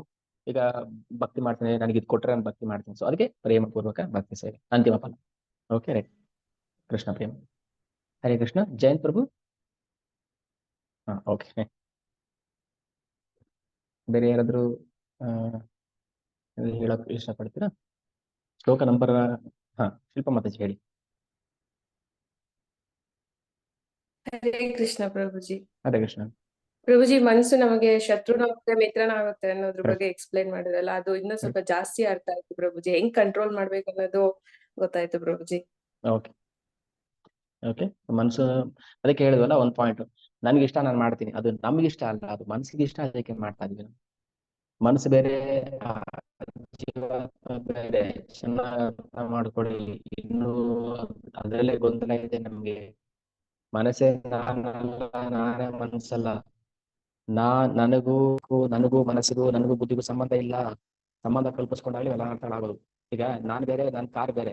ಬಟ್ ನನ್ನ ಕಾರ್ ಡ್ಯಾಮೇಜ್ ಆದಾಗ ನನ್ನ ನೋವಾಗುತ್ತೆ. ಯಾಕೆ ನೋವಾಗುತ್ತೆ? ಕಾರ್ಗೆ ಯಾರೋ ಗುದ್ಬಿಟ್ರು, ಡೆಂಟ್ ಆಯ್ತು, ನನಗೆ ಯಾಕೆ ನೋವಾಗುತ್ತೆ? ಯಾಕಂದ್ರೆ ಕಾರೇ ನಾನು ಅಂತ ನಾನು ಭಾವಿಸ್ಕೊಳ್ತಾ ಇದ್ದೀನಿ, ನನ್ನದು ಅಂತ. ಹಾಗೆ ಜೀವಾತ್ಮ, ಇದು ನನ್ನದು, ದೇಹ ಇದು ನನ್ನದು, ಅದಕ್ಕೆ ನೋವಾಗ್ತಾ ಇದೆ ಅವನಿಗೆ. ಬಟ್ ಇದನ್ನೇ ಪ್ರಾಕ್ಟೀಸ್ ಮಾಡ್ಬೇಕು ಅಂತ ಹೇಳೋದು. ಓಕೆ, ಸೊ ಮನಸ್ಸಿಗೆ ಇಷ್ಟ ಬಂದಂಗಲ್ಲ ನಾವು ಮಾಡ್ಬೇಕಾಗಿರೋದು. ಮನಸ್ಸೇ 1000 ಕೇಳಲಿ, ನಾನು ಕೊಡೋದಿಲ್ಲ. ನನಗೆ ಏನ್ ಬೇಕೋ ನಾನು ಅದನ್ನ ತಗೊಳ್ತೀನಿ. ನನಗೆ ಹರಿನಾಮ ಬೇಕು, ಸಂಸದ್ದೆ ಹರಿತೋಷಣ. ಆತ್ಮನಿಗೆ ಬೇಕಾಗಿರೋದು ಭಗವಂತ ನಾಮ, ಅದು ಬೇಕು. ಮನಸ್ಸಿಗೆ 1000 ಬೇಕು, ಕಷ್ಟ ಮನಸ್ಸಿಗೆ ಏನೇನೋ ಕೇಳುತ್ತೆ, ಅದಕ್ಕೆ ಬೇಕು ಇದು ಬೇಕು ಅಂತ. ಇದನ್ನ ಪ್ರಾಕ್ಟೀಸ್ ಮಾಡಕ್ ಶುರು ಮಾಡಿ ನೋಡೋಣ, ಭಕ್ತ ಸಂಘದಲ್ಲಿ ಇದ್ಕೊಂಡು. ಅವಾಗ ಸ್ವಲ್ಪನೇ, ಒಂದೇ ಸಲ ಬಂದ್ಬಿಡುತ್ತೆ ಅಂತ ಹೇಳಕ್ ಆಗ್ತಾ ಇಲ್ಲ, ಹೇಳಲ್ಲ, ಸ್ವಲ್ಪನೇ ಬರುತ್ತೆ. ಗುಡ್. ಹರೇ ಕೃಷ್ಣ ಪ್ರಭು. ಹರೇ ಕೃಷ್ಣ. ಪ್ರಭು, ಜಸ್ಟ್ ಒಂದು ಕ್ವಶನ್ ತರ ಪ್ರಭು. ಈಗ ಮನಸ್ಸು ಒಂದು ಏನಾದ್ರು ಒಂದು ಕೆಟ್ಟ ಕೆಲಸ ಮಾಡಿಸ್ಬೇಕು ಅಂದಾಗ ಎಷ್ಟು ಈಸಿಯಾಗಿ ಪ್ರಚೋದನೆ ಮಾಡುತ್ತೆ, ಮಾಡು ಮಾಡು ಮಾಡು ಮಾಡು ಅಂತ ನೀವ್ ಹೇಳಿದ್ರಿ. ಲಂಚ. ಅದೇ ಮಾಡಿದ್ಮೇಲೆ ಅದೇ ಮನ್ಸು ನಮಗೆ ಬೈಯುತ್ತೆ. ಯಾಕೆ? ಆಮೇಲೆ ಒಂದು ಒಳ್ಳೆ ಕೆಲಸ ಮಾಡ್ಬೇಕು ಅಂದ್ರೆ ಮನ್ಸು ಬೇಡ ಬೇಡ ಬೇಡ ಬೇಡ, ಈಸಿಯಾಗಿ ಬೇಡ ಬೇಡ ಬೇಡ ಮಾಡ್ಬೇಡ. ಇದು ಕಂಪ್ಲೀಟ್ ಮಾಯಾ ಪ್ರಭಾವದಿಂದನಾ ಅಥವಾ ಹೇಗೆ ಪ್ರಭಾವ? ಹೇಗೆ ಮಾಯಾ ಪ್ರಭಾವ ಇಷ್ಟು ಸ್ಟ್ರಾಂಗ್ ಆದ್ರೆ ನಾವು ಹಾಗಾದ್ರೆ ಭಕ್ತಿ ಸೇವೆ ಇಲ್ದಂಗೆ ನಾವು ಮಾಯಾ ಪ್ರಪಂಚದಲ್ಲಿ ಇದೀವಿ ಅಂದ್ರೆ ಹೆಜ್ಜೆಗೂ ನಾವು ಡೇಂಜರಸ್ ಎಲ್ಲ ಇದ್ದೀವಿ ಅಂತ. ಓಕೆ, ಇದೆಲ್ಲ ಕಂಪ್ಲೀಟ್ ಮಾಯಾ ಪ್ರಭಾವನೇ ಅಲ್ವಾ ಪ್ರಭು? 100% ಮಾಯಾ ಪ್ರಭಾವ. ಯಾಕಂದ್ರೆ ನಾನು ಆನ್ಸರ್ ಮಾಡ್ತೀನಿ ಅದಕ್ಕೆ, ಪ್ರಶ್ನೆ ಮುಗಿತಲ್ಲ. 100% ಮಾಯಾ ಪ್ರಭಾವ. ಈಗ ನಾನು ಒಂದು ಮಾತು ಹೇಳಿದೆ, ಈಗ ಜೀವನಿಗೆ ಸ್ಟ್ರೆಂತ್ ಮತ್ತೆ ವೀಕ್ನೆಸ್ ಯಾವುದು? ಅವನಿಗಿರೋ ಸ್ವತಂತ್ರ, ಹೌದಾ? ಸೊ ಅವನಿಗಿರೋ ಸ್ವತಂತ್ರವನ್ನ ಮನಸ್ಸು ದುರುಪಯೋಗ ಪಡಿಸ್ಕೊಂಡು ಏನ್ ಮಾಡ್ತಾನೆ? ನಮ್ಮನ್ನ ನಾಶ ಮಾಡಕ್ಕೆ ಕಾಯ್ತಾ ಇರ್ತಾನೆ. ಯಾಕೆ ಮನಸ್ಸು ನಾಶ ಮಾಡ್ಬೇಕು? ನಮ್ಮನ್ನ ಉದ್ಧಾರ ಮಾಡ್ಬೋದಲ್ಲ. ಇಲ್ಲ, ಅದೇಂಗ್ ಉದ್ಧಾರ ಮಾಡ್ತಾನೆ? ನೀವು ಸರಿಯಾಗಿ ಟ್ರೈನಿಂಗ್ ಕೊಟ್ಟಿಲ್ಲ. ಈಗ ನಾಯಿಗೆ, ಮನೆಯಲ್ಲಿ ಸಾಕು ನಾಯಿಗೆ ನಾವು ಸರಿಯಾಗಿ ಟ್ರೈನಿಂಗ್ ಕೊಟ್ಟಿಲ್ಲ ಅಂದ್ರೆ ನಮ್ಮ ಮನೆಗೆ ಬಂದವ್ರನ್ನೆಲ್ಲರೂ ಕಚ್ಚುತ್ತೆ ಅಲ್ವಾ? ದಾರಿಲಿ ಹೋಗೋರು ಕಚ್ಚುತ್ತೆ, ಮನೇಲಿ ಬಂದವ್ರು ಕಚ್ಚುತ್ತೆ, ಕೊನೆಗೆ ನಾವು ಒಂದಿನ ಏನಾದ್ರು ಊಟ ಕೊಟ್ಟಿಲ್ಲ ನಮ್ಮನ್ನು ಕಚ್ಚುತ್ತೆ ಅಲ್ವಾ? ಅದು ನಾಯಿ ಬುದ್ಧಿ. ಅದೇ ಸರಿಯಾಗಿ ಹೊಡೆದು ಚೆನ್ನಾಗಿ ಪೊಲೀಸ್ ನಾಯಿ ಇರುತ್ತಲ್ಲ, ಅದು ಚೆನ್ನಾಗಿ ಟ್ರೈನಿಂಗ್ ಕೊಟ್ಟು ಏನ್ ಮಾಡುತ್ತೆ? ಹೇಳಿದ್ ಕೇಳುತ್ತೆ. ಚಿಮ್ಮಿ ಬಾಯಲ್ಲಿ ಬರುತ್ತೆ, ಅದು ಕೊಡುತ್ತೆ. ಮನಸ್ಸು ನಂಗೆ ಕಟ್ ಹಾಕ್ಬೇಕು. ಮನ್ಸು ಬಾಯಿ ಮುಚ್ಕೊಂಡು ಜಪ ಮಾಡು. ಇಲ್ಲ ತಮೋಗುಣ ಜಾಸ್ತಿ ಆಗುತ್ತೆ, ನಾವ್ ಮಾಡಕ್ಕಾಗಲ್ಲ, ನಾವು ಇನ್ನೊಂದ್ಸಲ ಇವತ್ ಮಾಡೋ ಕೆಲಸ ಮಾಡಿ. ಆ ತರ ನಾವು ಮನಸ್ಸಿಗೆ ಟ್ರೈನಿಂಗ್ ಕೊಟ್ರೆ ಮನಸ್ಸು ಏನ್ ಮಾಡುತ್ತೆ? ಹೇಳಿದ್ ಕೇಳುತ್ತೆ. ಯಾರು ಹೇಳ್ದಂಗೆ? ಜೀವಾತ್ಮ ಹೇಳ್ದಂಗೆ ಕೇಳುತ್ತೆ. ಯಾಕಂದ್ರೆ ನಮ್ಗೆ ಸ್ವತಂತ್ರ ಇದೆ. ಈಗ ಆ ಸ್ವತಂತ್ರನ ದುರುಪಯೋಗ ಪಡಿಸ್ಕೊಂಡು ಮನಸ್ಸು ಏನ್ ಮಾಡುತ್ತೆ? ಇಲ್ಲ ನಾನು ಹೇಳ್ದಂಗೆ ನೀನ್ ಕೇಳು ಅಂತ ಹೇಳುತ್ತೆ, ಹೌದಾ? ಮನಸ್ಸಿಗೆ ನಾವು ಸರಿಯಾಗಿ ಟ್ರೈನಿಂಗ್ ಕೊಟ್ಟಿದ್ರೆ ಮನಸ್ಸು ಏನ್ ಮಾಡುತ್ತೆ? ಜೀವಾತ್ಮ ಪ್ಲೀಸ್, ನಾನು ಆಗ್ಲಿ ಹೇಳ್ದಲ್ಲ, ಪ್ಲೀಸ್ ಜಪ ಮಾಡು ಉತ್ತರ ಆಗ್ತೀಯಾ ಅಂತ ಹೇಳುತ್ತೆ. ಇಲ್ಲಾಂದ್ರೆ ಮಾಡ್ಬೇಡ. ಯಾಕೆ ನೀವ್ ಹೇಳಂಗೆ? ಯಾಕೆ ಕೆಟ್ಟ ಕೆಲಸ ಮಾಡಕ್ಕೆ ಪ್ರಚೋದನೆ ಈಸಿ ಮಾಡುತ್ತೆ? ಒಳ್ಳೆ ಕೆಲಸ ಮಾಡಬಾರ್ದು, ಕೆಟ್ಟ ಕೆಲಸ ಬೇಗ ಮಾಡು ಅಂತ ಹೇಳುತ್ತೆ. ಯಾಕಂದ್ರೆ ಸರಿಯಾದ ಶಿಕ್ಷಣ ಇಲ್ಲ ಮನಸ್ಸಿಗೆ. ಅದಕ್ಕೆ ಹೇಳಿದರೆ ಅಭ್ಯಾಸೋಪಿ ಅಸಮರ್ಥೋಸಿ ಮತ್ಕರ್ಮ ಪರಮೋಭವ. ಅದಕ್ಕೆ ಕೃಷ್ಣನಿಗೋಸ್ಕರ ಕರ್ಮ ಮಾಡಕ್ ಶುರು ಮಾಡಿ ಮನಸ್ಸು ಬಾಯಿ ಮುಚ್ಕೊಂಡು ಸುಮ್ಮನೆ ಇರುತ್ತೆ. ನೆಗ್ಲೆಕ್ಟ್ ಮಾಡಿ, ಇಗ್ನೋರ್ ಮಾಡಿ ಅದನ್ನ. ಈಗ ನಾವು ಫಾರ್ ಎಕ್ಸಾಂಪಲ್ ಈಗ ಮನಸ್ಸು ನಮ್ಮನ್ನು ಟಾಂಟಿಂಗ್ ಮಾಡ್ತಾ ಇರುತ್ತೆ, ನೀವು ಇಗ್ನೋರ್ ಮಾಡ್ತಾ ಏನಾಗುತ್ತೆ? ಒಂದಿನ 2 ದಿನ ನೋಡ್ಬಿಟ್ಟು ಸುಮ್ಮನೆ ಆಗ್ಬಿಡುತ್ತೆ. ಅದು ಏನ್ ಹೇಳಿದ್ರು ಸುಮ್ಮನೆ ಆಗ್ತಾನೆ ಇವನು ಅಂತ. ನಾವ್ ಯಾವಾಗ ಈಗ ಅಪೋಸಿಟ್ ಪಾರ್ಟಿ ಕೆಣಕೊಂಡ್ಬರ್ತಾರೆ, ನಾವು ಅದಕ್ಕೆ ತುಪ್ಪ ಹಾಕ್ತಿವಿ, ಮತ್ತೆ ಬೆಂಕಿ ಉರಿಯುತ್ತೆ, ಮತ್ತೆ ತುಪ್ಪ ಹಾಕ್ತಿವಿ. ಸೊ ಮನಸ್ಸು ಏನ್ ಮಾಡುತ್ತೆ? ನಮ್ಮನ್ನ ಹಿಂಗೆ ಹಿಂಸೆ ಮಾಡಕ್ ಶುರು ಮಾಡುತ್ತೆ. ನಾವು ಇಗ್ನೋರ್ ಮಾಡ್ಬಿಡ್ಬೇಕು. ಇಗ್ನೋರ್ ಮಾಡಿದಾಗ ಏನಾಗುತ್ತೆ? ಈಗ ನಾವು ಬೆಂಕಿಗೆ ಪೆಟ್ರೋಲ್ ಹಾಕ್ತಾ ಇದ್ರೆ ಅದು ಉರಿತಾ ಇರುತ್ತೆ. ಒಂದ್ ಸ್ವಲ್ಪ ಬಿಟ್ಬಿಡಿ, ನಾವು ಫೀಡ್ ಮಾಡೋದನ್ನ. ಮನಸ್ಸಿಗೆ ಕೆಟ್ಟದನ್ನ ಫೀಡ್ ಮಾಡೋದನ್ನ ಸ್ಟಾಪ್ ಮಾಡಿದ್ರೆ ಏನಾಗುತ್ತೆ? ತಾನಾಗಿ ಒಂದಿನ ಅದು ಕಂಟ್ರೋಲ್ ಆಗ್ಬಿಡುತ್ತೆ. ಅದು ಶಕ್ತಿ ಇರೋಷ್ಟು ದಿನ ಉರಿದ್ಬಿಟ್ಟು ಆಮೇಲೆ ಸುಮ್ಮನೆ ಆಗುತ್ತೆ. ಸೊ ಹಾಗೆ ಮನಸ್ಸು ಹಂಗಿದೆ. ನಮ್ಮ ಮನಸ್ಸಿಗೆ ಸರಿಯಾಗಿ ಶಿಕ್ಷಣ ಕೊಟ್ಟಿಲ್ಲ. ಅದೇನ್ ಸಂಸ್ಕಾರ ಕಲ್ತ್ಕೊಂಡ್ಬಂದಿದ್ಯೋ ಅದನ್ನೇ ನಮ್ಮ ಮೇಲೆ ಅಪ್ಲೈ ಮಾಡ್ತಾ ಇದೆ, ಜೀವನಿಗೆ ಹಿಂಸೆ ಆಗ್ತಾ ಇದೆ. ಯಾಕೆ ಎಲ್ರಿಗೂ ಹಿಂಸೆ? ಅಯ್ಯೋ, ನೋವು, ಹಿಂಸೆ, ಸಂಕಟ. ಇದೇ ಕಾರಣಕ್ಕೋಸ್ಕರ ಮನಸ್ಸನ್ನ ನಾವು ಸರಿಯಾಗಿ ನಿಗ್ರಹ ಮಾಡ್ಲಿಲ್ಲ, ನಾವು ಭಗವಂತನ ಕಡೆ ತಿರುಗಿಸ್ಲಿಲ್ಲ. 24 ಗಂಟೆ ಭಗವಂತನ ಬಗ್ಗೆ ನಾವು ಎಷ್ಟು ಮಾಡ್ತಾ ಇರ್ಬೇಕು? ಏನ್ ಮಾಡ್ಬೇಕು 9 ಗಂಟೆ ಆಯ್ತು, ನೆಕ್ಸ್ಟ್ ಏನ್ ಮಾಡ್ಬೇಕು, ಏನ್ ಸೇವೆ ಮಾಡ್ಬೇಕು, ಏನ್ ಸೇವೆ ಕೊಡ್ಬೇಕು ಭಕ್ತರಿಗೆ. ಸೊ ಇದು ಯಾವಾಗ್ಲೂ ಮನ್ಸು ಹಿಂಗೆ ಓಡ್ತಾ ಇರ್ಬೇಕು. ಎಲ್ಲಿ ನಾವು ಗ್ಯಾಪ್ ಬಿಡ್ತೀವಿ ಮಾಯ ಎಳೆದು ಬಿಡ್ತಾಳೆ. ಒಬ್ರು ಸನ್ಯಾಸಿ ಲೆಕ್ಚರ್ ಕೊಡ್ತಾ ಇದ್ರು. ಅವರು ಹೇಳಿದ್ರು, ನೋಡಿ, ನಾನ್ ಸನ್ಯಾಸಿ ಆಗಿದ ಮಾತ್ರಕ್ಕೆ ನಮ್ಗೇನು ಭೌತಿಕ ಕ್ಲೇಶ ಇಲ್ಲ ಅನ್ಕೋಬಾರ್ದು. ಒಬ್ಬ ಸನ್ಯಾಸಿ ಸಾಫ್ರನ್ ಡಿವೋಟಿ, ನಿಮ್ದು ಕತೆ ಅಲ್ಲ, ಸಾಫ್ರನ್ ಡಿವೋಟಿ ಹೇಳ್ತಾರ ಮಾತು. ಯಾವಾಗ ನಾವು ಭಕ್ತ ಸಂಘ ಬಿಡ್ತೀವಿ, ಮನಸ್ಸಿಗೆ ಅಧಿಕಾರ ಕೊಡ್ತೀವಿ, ಅವನೇನ್ ಮಾಡ್ತಾನೆ? ನಮ್ಮನ್ನು ಎಳೆಯಕ್ಕೆ ಟ್ರೈ ಮಾಡ್ತಾನೆ. ಎಲ್ಲವನ್ನು ಬಿಟ್ಟಿರುವಂತ ಸನ್ಯಾಸಿಗೂ ಕೂಡ ಮನಸ್ಸು ಎಳೆದ್ಬಿಡುತ್ತೆ. ಅದಕ್ಕೋಸ್ಕರ ಹೇಳೋದು, ಮನಸ್ಸು ತುಂಬಾ ಕೆಟ್ಟ ಶತ್ರು. ಬರೀ ಶತ್ರು ಅಲ್ಲ, ಅವನು ಕೆಟ್ಟ ಶತ್ರು, ಕ್ರಿಮಿ. ಆದ್ರೆ ಅಷ್ಟೇ ಒಳ್ಳೆಯವನು ಕೂಡ, ಫ್ರೆಂಡ್ ಮಾಡ್ಕೊಂಡ್ರೆ. ಓಕೆ, ನಮ್ಗೆ ಏನ್ ಬೇಕು ಕೇಳ್ತಾನೆ. ಜೀವಾತ್ಮ ಉದ್ಧಾರ ಮಾಡಕ್ಕೆ ಏನ್ ಮಾಡ್ಬೇಕು ಮಾಡ್ತಾನೆ. ಬಂಧುರಾತ್ಮ ಉದ್ಧಾರೇದಾತ್ಮನಮ ಆತ್ಮನಮ ಸಾಧಯೇತ್ ಆತ್ಮೈವ ಹಿ ಆತ್ಮನು ಬಂಧುರಾತ್ಮೈವ ಪರಿಪುರಾತ್ಮ. ಈಗ ನಮ್ಮ ಕೈಲಿದೆ ಇವಾಗ, ಅಂದ್ರೆ ಜೀವನ ಕೈಲಿದೆ. ನಾವು ನಮ್ಮ ಸ್ವತಂತ್ರವನ್ನ ಸರಿಯಾಗಿ ಉಪಯೋಗಿಸ್ಕೋಬೇಕು ಅಥವಾ ಕೆಟ್ಟದಾಗ ಉಪಯೋಗಿಸ್ಕೋಬೇಕು. ನಾನು ಹೇಳಿದೆ, ವೀಕ್ನೆಸ್ಸು ಅದೇ, ಸ್ಟ್ರೆಂತು ಅದೇ. ಸ್ವತಂತ್ರ ಅದನ್ನ ವೀಕ್ನೆಸ್ ಆಗಿ ನಾವು ಕನ್ವರ್ಟ್ ಮಾಡ್ಬೇಕು. ಓಕೆ, ಒಳ್ಳೆ ಪ್ರಶ್ನೆ. ಹರೇ ಕೃಷ್ಣ ಪ್ರಭು. ಅರ್ಥ ಆಯ್ತು. ಹೆಚ್ಚು ಭಕ್ತಿ ಸೇವೆಯಲ್ಲಿ ನಾವು ತೊಡಗಿ ಆದಷ್ಟು ಮನಸ್ಸನ್ನ ಕೆಟ್ಟ ಶತ್ರುವಿಂದ ನಾವು ದೂರ ಇರ್ಬೇಕು, ಇಲ್ಲ ಅದನ್ನ ಮಿತ್ರ ಮಾಡ್ಕೊಳ್ಳೋ ಪ್ರಯತ್ನ ನಾವು ಮಾಡ್ಬೇಕು. ಅಷ್ಟೇ ಅಷ್ಟೇ ಪಳಗಿಸ್ಬೇಕು ಅದನ್ನ. ಹರೇ ಹರೇ ಕೃಷ್ಣ. ಸೊ ಅದಕ್ಕೆ ಪಳಗಿಸೋ ದಾರಿ ಶ್ರೀಮದ್ ಭಾಗವತಂ ಶ್ರವಣ. ಓಕೆ, ಮತ್ತೇನಾದ್ರು ಹರೇ ಪ್ರಶ್ನೆಗಳಿದೆಯಾ? ಹರೇ ಕೃಷ್ಣ.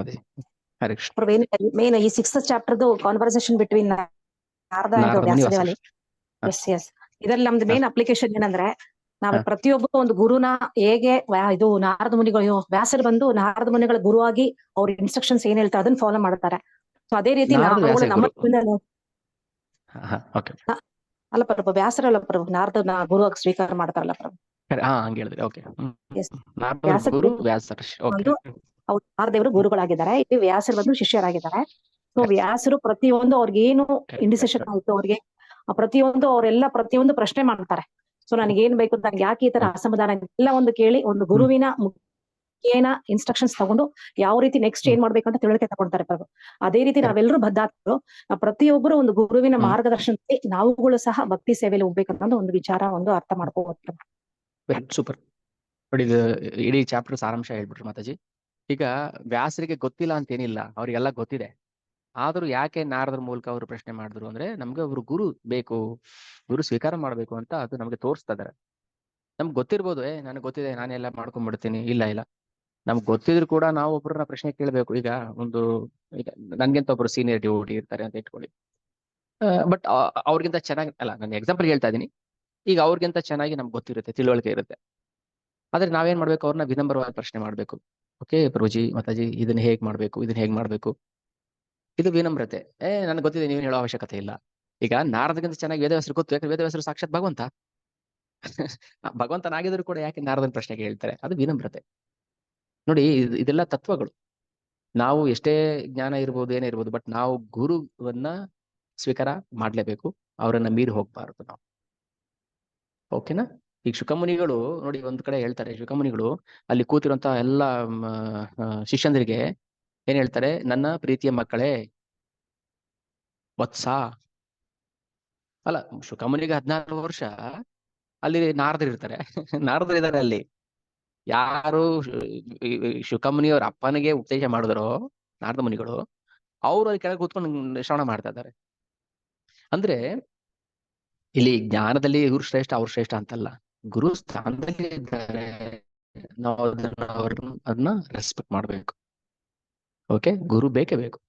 ಗುರುನ ನಾವು ಸೂಪರ್ ಸೀಡ್ ಮಾಡಿ ಅವ್ರನ್ನ ಓವರ್ಟೇಕ್ ಮಾಡಿ ನಾವು ಇಲ್ಲ ನಾನೇ ಕಲ್ತ್ಕೊಂಡ್ಬಿಡ್ತೀನಿ, ಇಲ್ಲ ಹಂಗ್ ಮಾಡ್ಬಾರ್ದು. ಇದು ಒಳ್ಳೆ ಪಾಯಿಂಟ್, ಇದು ತತ್ವ. ಓಕೆ, ನೆಕ್ಸ್ಟ್ ಏನಾದ್ರು ಹೇಳ್ತೀರಾ? ಹರೇ ಕೃಷ್ಣ. ಹರೇ ಕೃಷ್ಣ. ಒಬ್ರು ಮಾತಾಡಿ. ಮಾತಾಡಿ. ಇಬ್ರು ಸ್ಟಾಪ್ ಮಾಡ್ಬಿಟ್ರು. ಲಲಿತಾ ಮಾತಾಡಿ. ಓಕೆ, ಸರಿ ಅಶ್ವಿನ್ ಪ್ರಭು ಹೇಳಿ. ಇವಾಗ ಹೇಳಿದ್ರಲ್ಲ ಪ್ರಭು, ಒಬ್ಬ ಗುರು ಮಾತನ್ನ ಶಿಷ್ಯ ಎಷ್ಟು ಅದನ್ನ ಪಾಲನೆ ಮಾಡ್ತಾರೆ ಅಂತ ನನಗೆ ಈಗ ಅರ್ಥ ಆಗಿರೋದು. ಇದರಲ್ಲಿ ಎಷ್ಟು ನಾವು ಅದನ್ನ ದೃಢವಾಗಿ ಇಟ್ಕೊಂಡು ಫಾಲೋ ಮಾಡ್ತೀವಿ ಅಂತ. Very good. ಹೌದು, ಇದು ಒಂದು ಪಾಯಿಂಟ್. ನನ್ಗೆ ಎಕೋ ಬರ್ತದೆ. ಇನ್ನೊಂದು ಮೊಬೈಲ್ ಇದೆಯಾ ಪಕ್ಕದಲ್ಲಿ? ಮ್ಯೂಟ್ ಮಾಡ್ಕೊಳ್ಳಿ. ನನ್ನ ಸೌಂಡ್ ನನಗೆ ಕೇಳಿಸ್ತದೆ. ಓಕೆ, ಮ್ಯೂಟ್ ಮಾಡ್ಕೊಳ್ಳಿ. ಅಶ್ವಿನ್ ಪ್ರಭು ತುಂಬಾ ಇದು ಒಳ್ಳೆ ಪಾಯಿಂಟ್. ಯಾಕಂದ್ರೆ ವೇದವ್ಯಾಸ ಸಾಕ್ಷಾತ್ ಭಗವಂತ ಆಗಿದ್ರು ಕೂಡ ನಾರದರ ಮೂಲಕ ಅವರು ಉಪದೇಶವನ್ನ ಪಡ್ಕೊಂಡು ಗುರುವಾಗಿ ಸ್ವೀಕಾರ ಮಾಡಿ. ಓಕೆ, ಸೊ ನಾರದರ ಮಾತನ್ನ ಎಷ್ಟು ಡೆಡಿಕೇಟ್ ಆಗಿ ನಾನು ಫಾಲೋ ಮಾಡ್ತೀನಿ, ಅವ್ರ ಮಾತಲ್ಲಿ ಎಷ್ಟು ಕಮಿಟ್ಮೆಂಟ್ ಇದೆ ಇರ್ಬೇಕು ಅನ್ನೋದು ತೋರ್ಸೋಕೋಸ್ಕರ. ಅದಕ್ಕೆ ಗುರುಮುಖ ಪದ್ಮವಾಕ್ಯ ಚಿತ್ತತೆ ಕೊರಿಯ ಆಯ್ಕೆ. ಸೊ ಗುರು ಬಾಯಿಂದ ನಾವು ಏನ್ ಸ್ವೀಕಾರ ಮಾಡ್ತೀವಿ ಮಾತನ್ನ, ನಾವು ಅದನ್ನ ಫಾಲೋ ಮಾಡ್ಬೇಕು. ಅದನ್ನ ಸಾಕ್ಷಾತ್ ಭಗವಂತನೇ ಮಾಡಿ ತೋರಿಸ್ತಾ ಇದ್ದಾನೆ. ಓಕೆನಾ? ಸೊ ನಾವು ಗುರುವನ್ನ ಧಿಕ್ಕರಿಸಿ ನಾವು ಏನು ಮಾಡಬಾರ್ದು, ಅವ್ರು ಏನ್ ಹೇಳ್ತಾರೆ ಅದನ್ನ ಫಾಲೋ ಮಾಡ್ಬೇಕು. ಓಕೆ, ಇದೊಂದು ಇದು ಒಳ್ಳೆ ಪಾಯಿಂಟ್. ಮತ್ತೇನಾದ್ರು ಅಬ್ಸರ್ವ್ ಮಾಡಿದ್ರ ಈ ಚಾಪ್ಟರ್ ಅಲ್ಲಿ? ಹರೇ ಕೃಷ್ಣ. ನೀವು ಅಂದ್ರೆ ಗುರುಗಳ ಸ್ಥಾನದಲ್ಲಿ ಅವರು ನಮ್ಗೇನಾದ್ರು ಹೇಳಿದಾಗ ಅದು ನಮ್ಮ ಅನುಕೂಲತೆ ಅನಾನುಕೂಲತೆ ನೋಡ್ಕೊಂಡು ನಾವು ಮಾಡಾಗಿಲ್ಲ. ಗುರು ಹೇಳಿದ್ರು ಅದನ್ನ ನಾವು ಮಾಡ್ಬೇಕು. ಅದು ಗೊತ್ತಾಯ್ತು. ನಾವು ನಮ್ಮ ಅನುಕೂಲತೆ, ನಮಗ ಗುರುಗಳು ಹೇಳಿದರೆ ಅದನ್ನ ಅನುಕೂಲ ಆಗುತ್ತಾ, ನಾನ್ ಮಾಡ್ಬೋದಾ, ಅದೆಲ್ಲ ನಾವು ನೋಡಂಗಿಲ್ಲ. ಗುರು ಹೇಳಿದರೆ ನಾವು ಮಾಡ್ಬೇಕು ಅನ್ನೋದೊಂದು ಪಾಯಿಂಟ್. ಕರೆಕ್ಟ್. ಹೌದು. ಬಟ್ ಏನಾಗುತ್ತೆ ಅಂದ್ರೆ ಅದು ಕ್ರಮೇಣ ಬರುತ್ತೆ. ಈಗ ವ್ಯಾಸರು ಮತ್ತೆ ನಾರದರು ಇಬ್ರು ಮಹಾಜನರು ಮತ್ತೆ ಭಗವಂತನ ಅವತಾರಗಳು. ಸೊ ಅವ್ರಿಗೆ ಅದು ಕಷ್ಟ ಏನಾಗೋದಿಲ್ಲ. ಬಟ್ ನಮ್ಮಂತ ಬದ್ಧ ಜೀವಗಳಿಗೆ ಅದು ಕಷ್ಟ ಆಗುತ್ತೆ. ಯಾಕೆ ಕಷ್ಟ ಆಗುತ್ತೆ ಅಂದ್ರೆ ಈಗ ಗುರು ಸ್ಥಾನದಲ್ಲಿ ಇದೀವಿ, ಆದ್ರೂ ಇನ್ನೊಬ್ಬರಿಗೆ ಹೇಳಿದಾಗ ಅಯ್ಯೋ ಇದು ಮಾಡಕ್ಕಾಗುತ್ತೋ ಏನೋ ಅದು ಇರುತ್ತೆ. ಅದು ನಾರ್ಮಲ್ ಹ್ಯೂಮನ್ ಟೆಂಡೆನ್ಸಿ ಅದು. ಬಟ್ ಅದು ಕ್ರಮೇಣ ಅದರಿಂದ ನಾವು ಆಚೆ ಕ್ರಮೇಣ ಬರ್ತೀವಿ. ಸೊ ನಾವು ಬರೋದಕ್ಕೆ ಏನ್ ಮಾಡ್ಬೇಕು, ಆದಷ್ಟು ಹೆಚ್ಚು ಹೆಚ್ಚು ನಾವು ಭಗವಂತ ಸೇವೆಯಲ್ಲಿ ತೊಡಗಿಸ್ಕೋಬೇಕು. ಓಕೆ. ಸೊ ಅಂದ್ರೆ ಈಗ ನಮ್ಮ ಗುರು ಮಹಾರಾಜ್ ಏನ್ ಹೇಳ್ತಾರೆ ಅದನ್ನ ನಾವು ಶತಾಗತನ ಮಾಡ್ಲೇಬೇಕು. ಕಷ್ಟನೋ ಸುಖನೋ ನಾವು ಅದು ನೋಡಬಾರ್ದು. ಸೊ ನನ್ನ ವೈಯಕ್ತಿಕ ಕಷ್ಟ ಸುಖ ನೋಡಬಾರ್ದು. ನಿಧಾನ ಆದ್ರೂ ಪರವಾಗಿಲ್ಲ. ಈಗ ಪ್ರಭುಪಾದರು ಅಷ್ಟೇ, ಅವ್ರ ಗುರು ಮಹಾರಾಜರು ಹೇಳಿ ಎಷ್ಟು ವರ್ಷಕ್ಕೆ ಅವರು ವಿದೇಶಕ್ಕೆ ಹೋದ್ರು ಅಲ್ವಾ. ಬಟ್ ಅದನ್ನ ನಾವು ಜೀವನದಲ್ಲಿ ಮಾಡ್ಲೇಬೇಕು. ಅದನ್ನ ಮಾಡದೆ ನಾವು ದೇಹ ತ್ಯಾಗ ಮಾಡಬಾರ್ದು. ಓಕೆ. ಏನ್ ಹೇಳಿದಾರೆ ಗುರು ಮಹಾರಾಜರು, ಇವತ್ತಲ್ಲ ನಾಳೆ ಯಾವತ್ತಾದ್ರೂ ಸರಿ ಮಾಡ್ಬೇಕು. ಬಟ್ ಅವ್ರಿಗಂದ್ರೆ ಕೃಷ್ಣನೇ ನೇರವಾಗಿ ಪ್ರಭುಪಾದರನ್ನ ಈ ಭೌತಿಕ ಜಗತ್ತಿಗೆ ಕಳಿಸಿದಾನೆ ಮಾಡಿದ್ರು. ಬಟ್ ನಮ್ಗೆ ಹಂಗಲ್ಲ ಅಲ್ವಾ. ನಮ್ಮ ಆಯುಷ್ಯ ಯಾವಾಗ ಏನು ಯಾರಿಗ್ ಗೊತ್ತು.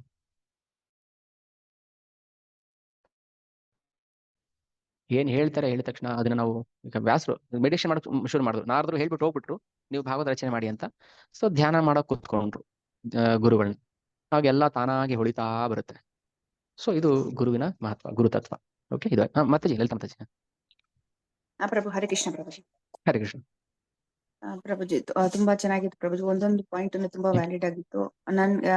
ಅಂದ್ರೆ ನಮಗ್ ಗೊತ್ತಿಲ್ದಿರೋನೆ ನಮ್ಮ ಮನಸ್ಸು ನಮ್ಮನ್ನ ಯಾವ ಕಡೆ ಕರ್ಕೊಂಡು ಹೋಗುತ್ತೆ ಅಂತ, ಅದು ಆ ಸೂಕ್ಷ್ಮತೆಗಳು ನಾವು ಒಂದ್ಸತಿ ನಮ್ಗೆ ತಿಳಿಯೋದಿಲ್ಲ ಪ್ರಭುಜಿ. ನೀವ್ ಹೇಳಿದ್ರಲ್ಲ ಎಕ್ಸಾಂಪಲ್ಗೆ, ನನಗೆ ಆ ಸಾಂಗ್ ಫೇವ್ರೇಟ್, ಈ ಸಾಂಗ್ ಫೇವ್ರೇಟ್ ಅಂತ, ಅದು ನಮ್ ಫೇವ್ರೇಟ್ ಅಲ್ಲ, ಅದು ನಮ್ ಮನಸ್ಸಿಗೆ ಇಷ್ಟ ಆಗುತ್ತೆ. ಅದು ತುಂಬಾ ಇದು ಇದ್ರಾಗಿತ್ತು ಪ್ರಭುಜಿ. ಅಂದ್ರೆ ನಮ್ ಮನಸ್ಸನ್ನ, ಅದಕ್ಕೆ ನಮ್ಗೆ ಶಿಲ ಪ್ರಭುಪಾದ್ರು ಭಕ್ತಿಯುತ ಸೇವೆ ಮೂಲಕ ನಮ್ಮ ಮನಸ್ಸನ್ನ ಯಾವತ್ತು ಫ್ರೀ ಬಿಡಬಾರ್ದು. ಪ್ರಭುಪಾದ ಹೇಳ್ತಾರೆ ಪ್ರಭುಜಿ, ಮೈಂಡ್ ಇಸ್ ಡೆವಿಲ್ಸ್ ವರ್ಕ್ ಅಂತ. ನಾವು ಯಾವಾಗ ನಮ್ಮ ಒಂದ್ ಸ್ವಲ್ಪ ಫ್ರೀ ಸಿಕ್ಕಿದ್ರೆ ಅದು ಮಾಡ್ಬೇಕು. ಬಟ್ ಭಕ್ತರಿಗೆ ಒಂದ್ ಸ್ವಲ್ಪ ಫ್ರೀ ಸಿಕ್ಕಿದ್ರೆ ಬುಕ್ ರೀಡಿಂಗು, ಚಾಂಟಿಂಗ್ 16 ಅವ್ರ ಸಾಧನ ಟೈಮೇ ಸರಿ ಹೋಗೋದಿಲ್ಲ. ಆತರ ಇರೋದ್ರಿಂದ ಅದು ನಮ್ಗೆ ಭಕ್ತಿಯುತ ಸೇವೆ ನಮ್ಮನ್ನ ಒಳ್ಳೆ ಹಂತಕ್ಕೆ ಕರ್ಕೊಂಡು ಹೋಗುತ್ತೆ ಪ್ರಭುಜಿ. ಒಂದೊಂದ್ ಸೂಕ್ಷ್ಮತೆಗಳು ನಮ್ಮಲ್ಲಿ ನಮ್ಮ ಮನಸ್ಸಿನ ಯಾವ ಕಡೆ ಕರ್ಕೊಂಡು ಹೋಗುತ್ತೆ ಅಂತ ನಮ್ಗೆ ಗೊತ್ತಾಗಲ್ಲ ಪ್ರಭುಜಿ. ಈ ತರ ಕ್ಲಾಸ್ ಅಲ್ಲಿ ತಿಳ್ಕೊಂಡಾಗ ಹೌದಲ್ಲ ಅನ್ಸುತ್ತೆ. ಆಮೇಲೆ ಮರಕಟ ವೈರಾಗ್ಯ ಅಂತ ಹೇಳಿದ್ರಲ್ಲ ಪ್ರಭುಜಿ, ಅದು ತುಂಬಾ ಚೆನ್ನಾಗಿತ್ತು ಪ್ರಭುಜಿ. ಅಂದ್ರೆ ಎಲ್ಲಾ ನಾನ್ ಬಿಟ್ಬಿಡ್ತೀನಿ, ಅದು ಬಿಟ್ಬಿಡ್ತೀನಿ. ಸೊ ಅದು ವೈರಾಗ್ಯ ಅಂದ್ರೆ ಅದಲ್ಲ. ಬಟ್ ನಮ್ಗೆ ಶಿಲ ಪ್ರಭುಪಾದ್ರ ಮೂಲಕ ಅಂದ್ರೆ ನಮ್ಮ ಆಚಾರ್ಯಸ್ ಎಲ್ಲ ಏನ್ ಹೇಳ್ಕೊಟ್ಟಿದ್ದಾರೆ, ಬುದ್ಧಿವಂತನ ಅಂದ್ರೆ ನಮ್ಗಿರೋ ವಸ್ತು ನೀವು ಭೌತಿಕದಲ್ಲಿ ಇರೋದನ್ನೆಲ್ಲ ಭಗವಂತನ ಸೇವೆಗೆ ಯೂಸ್ ಮಾಡ್ಕೊಂಡು ಆತರ ನಾವ್ ಯೂಸ್ ಮಾಡ್ಕೊಂತೀವಿ. ಅದೇ ಬುದ್ಧಿವಂತನ ಅಂದ್ರೆ. ಎಲ್ಲ ಬಿಟ್ಬಿಟ್ಟು ನಾವ್ ಅದಕ್ಕೆ ದೂರ ಇರ್ಬೇಕಂದ್ರೆ, ಬಟ್ ನಮ್ ಮನಸ್ಸನ್ನ ಕಂಟ್ರೋಲ್ ಮಾಡೋದು ತುಂಬಾ ಕಷ್ಟ ಆಗುತ್ತೆ ಪ್ರಭುಜಿ. ಎಲ್ಲಾ ಕಡಲ್ ಹೋಗ್ಕೊಂಡು ತಪಸ್ ಮಾಡೋದು. ಸೊ ಈ ತರ ನಮ್ ಮನಸ್ಸನ್ನ ನಾವು ಕಂಟ್ರೋಲ್ ಮಾಡ್ಕೊಳಕ್ ಆಗಲ್ಲ. ಆಗಿರೋದ್ರಿಂದ ನಾವು ಅಷ್ಟು ಕಷ್ಟ ಬೀಳೋ ಅವಶ್ಯಕತೆ ಇಲ್ಲ. ಇವಾಗ ನಮ್ಗೊಂದು ಹೂವು ಕಾಣಿಸಿದ್ರು ಅದು ಕೃಷ್ಣನ್ಗೆ ಅಲಂಕಾರ ಮಾಡಿದ್ರೆ ಎಷ್ಟ್ ಚೆನ್ನಾಗಿರುತ್ತೆ. ಒಂದ್ ಚೆನ್ನಾಗಿರೋದು ಏನ್ ಕಾಣಿಸಿದ್ರು, ನಮ್ಗೆ ಒಂದು ಫ್ರೂಟ್ ಕಾಣಿಸಿದ್ರು ಅಟ್ಲೀಸ್ಟ್ ಅದು ನಾವ್ ಆ ಮನ್ಸಲ್ಲಾದ್ರೂ ಅವ್ರು ಆಫರ್ ಇಡ್ತಾರೋ ಇಲ್ವೋ, ಬಟ್ ನಮ್ ಮನ್ಸಲ್ಲಿ ಎಲ್ಲಾರು ಅವಾಗ್ಲೇ ತಿಳ್ಕೊಂಡ್ಬಿಡ್ತೀವಿ ಇದು ಶ್ರೀ ಕೃಷ್ಣ ಅರ್ಪಣಮಸ್ತು ಅಂತ. ಸೊ ಆತರ ನಮ್ಗೆ ಏನ್ ನೋಡ್ಸಿದ್ರು, ಭೌತಿಕದಲ್ಲಿ ನೋಡ್ಸಿದ್ರು ನಮ್ ಕೃಷ್ಣನೇ ಬರ್ತಾರೆ.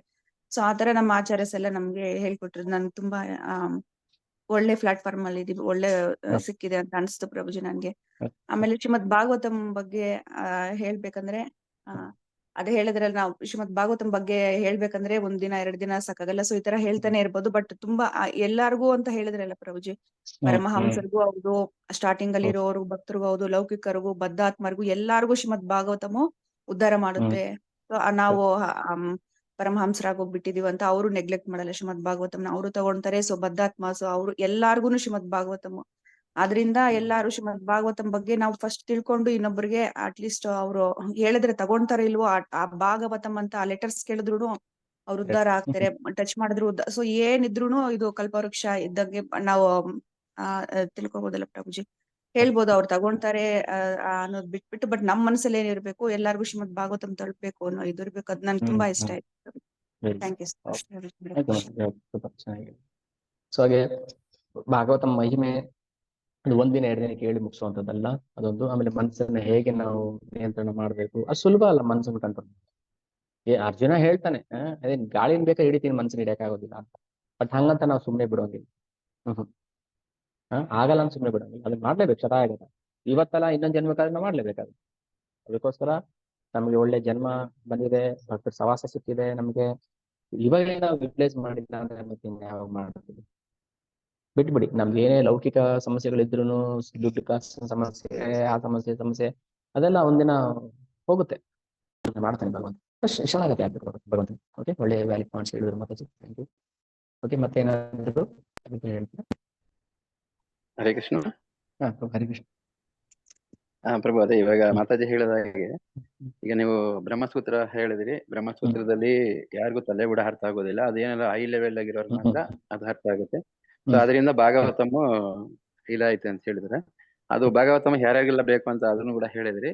ಶುದ್ಧಾತ್ಮರಿಗೆ, ಬದ್ಧಾತ್ಮರಿಗೆ, ಮತ್ತೆ ಪತಿತಾತ್ಮರಿಗೆ ಎಲ್ಲರಿಗೂ ಸಹ ಅದು ಆಗುತ್ತೆ. ಪ್ಲಸ್ ಇದರಲ್ಲಿ ನಾವು ಆಲ್ರೆಡಿ ನೋಡಿದ್ದೇವೆ. ಹಿಂದೆ ಒಂದ್ಸರಿ ಏನಾಗುತ್ತೆ ಅಂದ್ರೆ, ಗೋಕರ್ಣ ಮತ್ತೆ ದುಂದುಕಾರಿ, ದುಂದುಕಾರಿಗೆ ಅವನಿಗೆ ಜೀವತ್ಯಾಗ ಆದ್ಮೇಲೆ ಅವನಿಗೆ ಸೂಕ್ಷ್ಮ ಜೀವದಲ್ಲಿ ಶರೀರದಲ್ಲೇ ಇರ್ತಾನೆ, ಅವನಿಗೆ ಇದು ಸಿಕ್ಕಿರೋದಿಲ್ಲ. ಸೊ ಅವನು ಸುಮಾರು 100 ಗಯಾಶ್ರಾದ್ದ ಮಾಡಿದಾಗೂ ಸಹ ಅವನಿಗೆ ಅವನು ಇದಾಗೋದಿಲ್ಲ.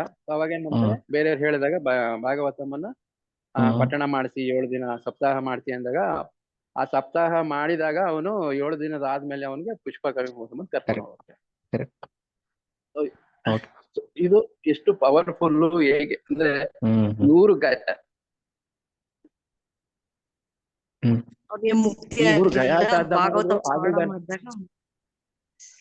ಗಯಾಶ್ರಾದ್ದ ಮಾಡಿದಾಗ ಆಗಲ್ದಿರೋದು ಭಾಗವತಮಲ್ಲಿ ಅವನು ಪತಿತ ಅಂದ್ರೆ ಶುದ್ಧನಾಗ್ತಾನೆ ಅಂತ ಅಂದಾಗ ಅದು ಪವರ್ ಎಷ್ಟಿದೆ ಅಂತ ಗೊತ್ತು. ನಂದಪ್ರಿಯ ಮಾತಾಜಿ ಏನ್ ಹೇಳ್ತಾ ಇದ್ದೀರಾ?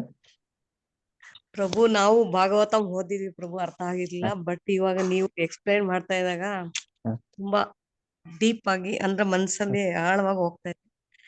ಬಟ್ ಕೇಳೋದಕ್ಕೂ ತರ ಅನ್ಸುತ್ತೆ ಪ್ರಭು. ಅಂದ್ರೆ ತುಂಬಾ ಚೆನ್ನಾಗಿ ಹೇಳ್ತಾ ಇದ್ದೀರಾ. ಅಂದ್ರೆ ನಮ್ಮ ಪುಣ್ಯನ ಏನೋ ಗೊತ್ತಿಲ್ಲ ಪ್ರಭು, ಇವಾಗ ನೀವು ನಮ್ಗೆ ಸಿಕ್ಕಿರೋದು.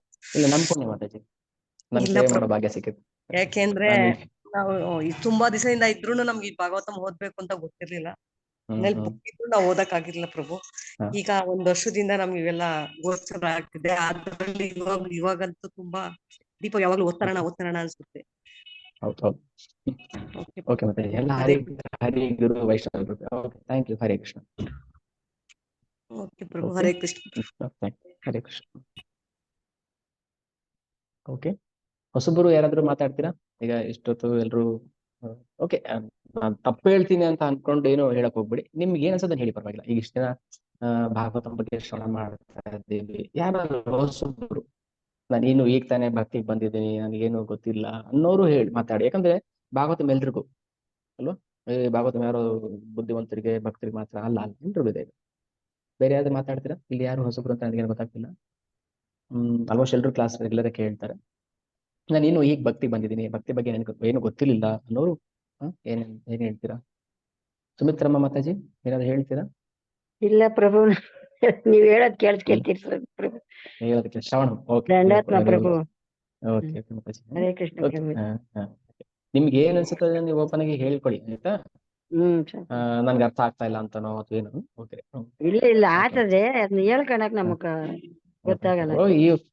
ಈ ವಯಸ್ಸಲ್ಲೂ ಬಂದು ಶ್ರವಣ ಮಾಡ್ತಿದೀವಲ್ಲ, ಅದು ನಿಮ್ಮ ಭಾಗ್ಯ ಅಷ್ಟೇ. ಓಕೆ, ಹರೇ ಕೃಷ್ಣ. ಸ್ವಾಮಿ ನಮಕ ಸ್ವಾಮಿದು ಸ್ಮರಣೆ. ಹರೇ ಕೃಷ್ಣ ಪ್ರಭುಜಿ, ಹರೇ ಕೃಷ್ಣ.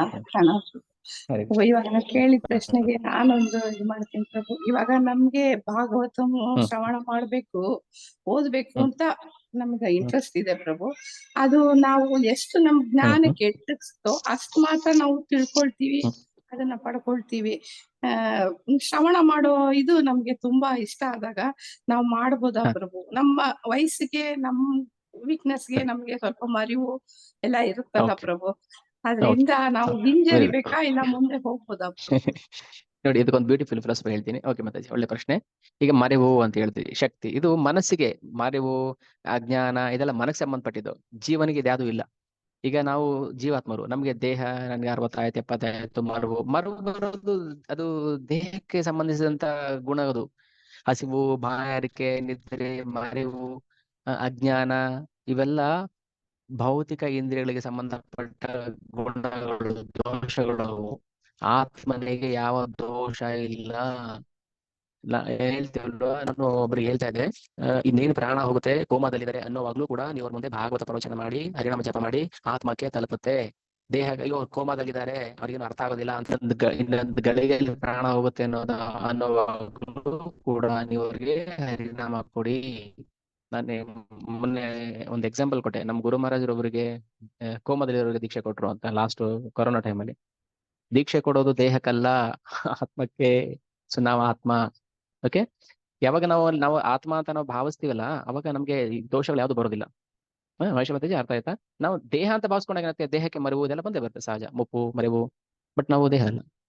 ಓಕೆ, ನಿಮ್ಮಲ್ಲಿ ಏನು ಹಸಿವಿದೆ ಅದು ಆತ್ಮದ ಹಸಿವು, ಮನಸ್ಸಿನ ಹಸಿವು ಅಲ್ಲ. ಅದು ಭಾಗವತ ಓದ್ಬೇಕು, ಶ್ರವಣ ಮಾಡ್ಬೇಕು ಅನ್ನೋದು ಅದು ಮನಸ್ಸಿನ ಅಥವಾ ದೇಹದ ಹಸಿವಲ್ಲ, ಅದು ಆತ್ಮದ ಹಸಿವು.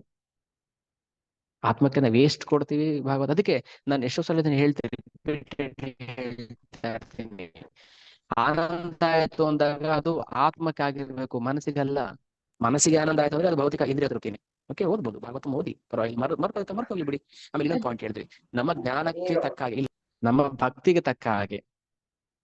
ನಾವ್ ಎಷ್ಟು ಭಕ್ತಿ ಮಾಡ್ತೀವಿ ಅದಕ್ಕೆ ತಕ್ಕ ಹಾಗೆ ನಮ್ಗೆ ಜ್ಞಾನ ಅರ್ಥ ಆಗುತ್ತೆ, ಜ್ಞಾನ ಬರುತ್ತೆ. ಭಕ್ತಿ ಮಾಡದೆ ನಾವು ಎಷ್ಟೇ ಓದಿದ್ರು ನಮ್ಗೆ ಅರ್ಥ ಆಗುತ್ತೆ. ಓಕೆನಾ? ನಾವು ಭಕ್ತಿ ಮಾಡದೆ ನನಗೆ ಎಲ್ಲಾ ಜ್ಞಾಪಕ ಇದೆ, ನನಗೆ ತುಂಬಾ ಮೆಮೊರಿ ಪವರ್ ಇದೆ, ಆದ್ರೂ ಕೂಡ ಭಾಗವತ ಅರ್ಥ ಆಗೋದಿಲ್ಲ.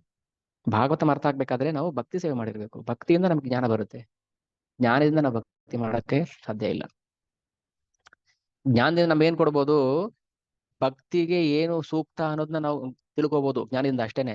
ಭಕ್ತಿ ಮಾಡಕ್ಕೆ ನಮ್ಗೆ ಜ್ಞಾನ, ಭಕ್ತಿ ಮಾಡೋದಕ್ಕೆ ಜ್ಞಾನ ಬರೋದಿಲ್ಲ. ಭಕ್ತಿ ಮಾಡೋದಿಕ್ಕೆ ಜ್ಞಾನ ಅವಶ್ಯಕತೆ ಇಲ್ಲ.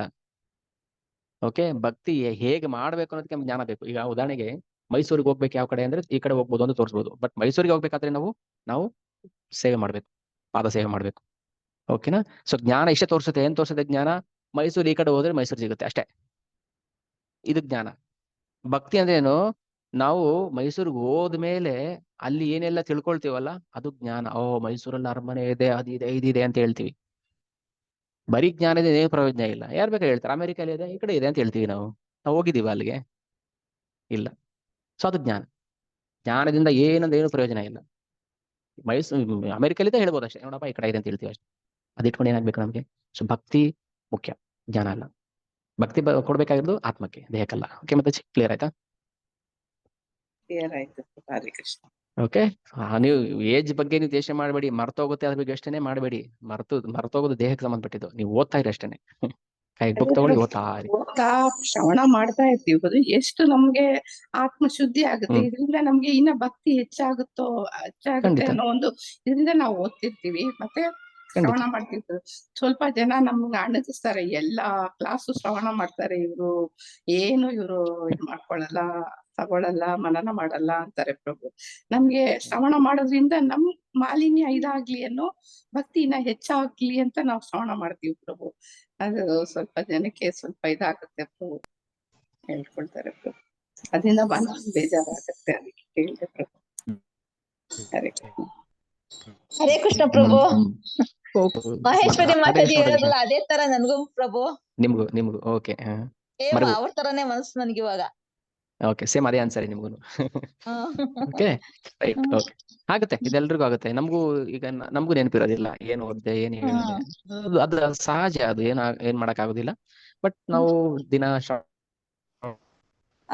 ನಮಗೂ ಅದೇನೆ. ಸೊ ಆತ್ಮಶುದ್ಧಿ ಆಗುತ್ತೆ. ಹಲೋ ಪ್ರಭು, ನಿಮ್ಗೂ ಅದೇ, ಎಲ್ರಿಗೂ ಅದೇ ಸೇಮ್. ಮತ್ತೆ ಅದೇ ಸೇಮ್ ಮಾಡಿ ಶ್ರವಣ ಮಾಡಿ.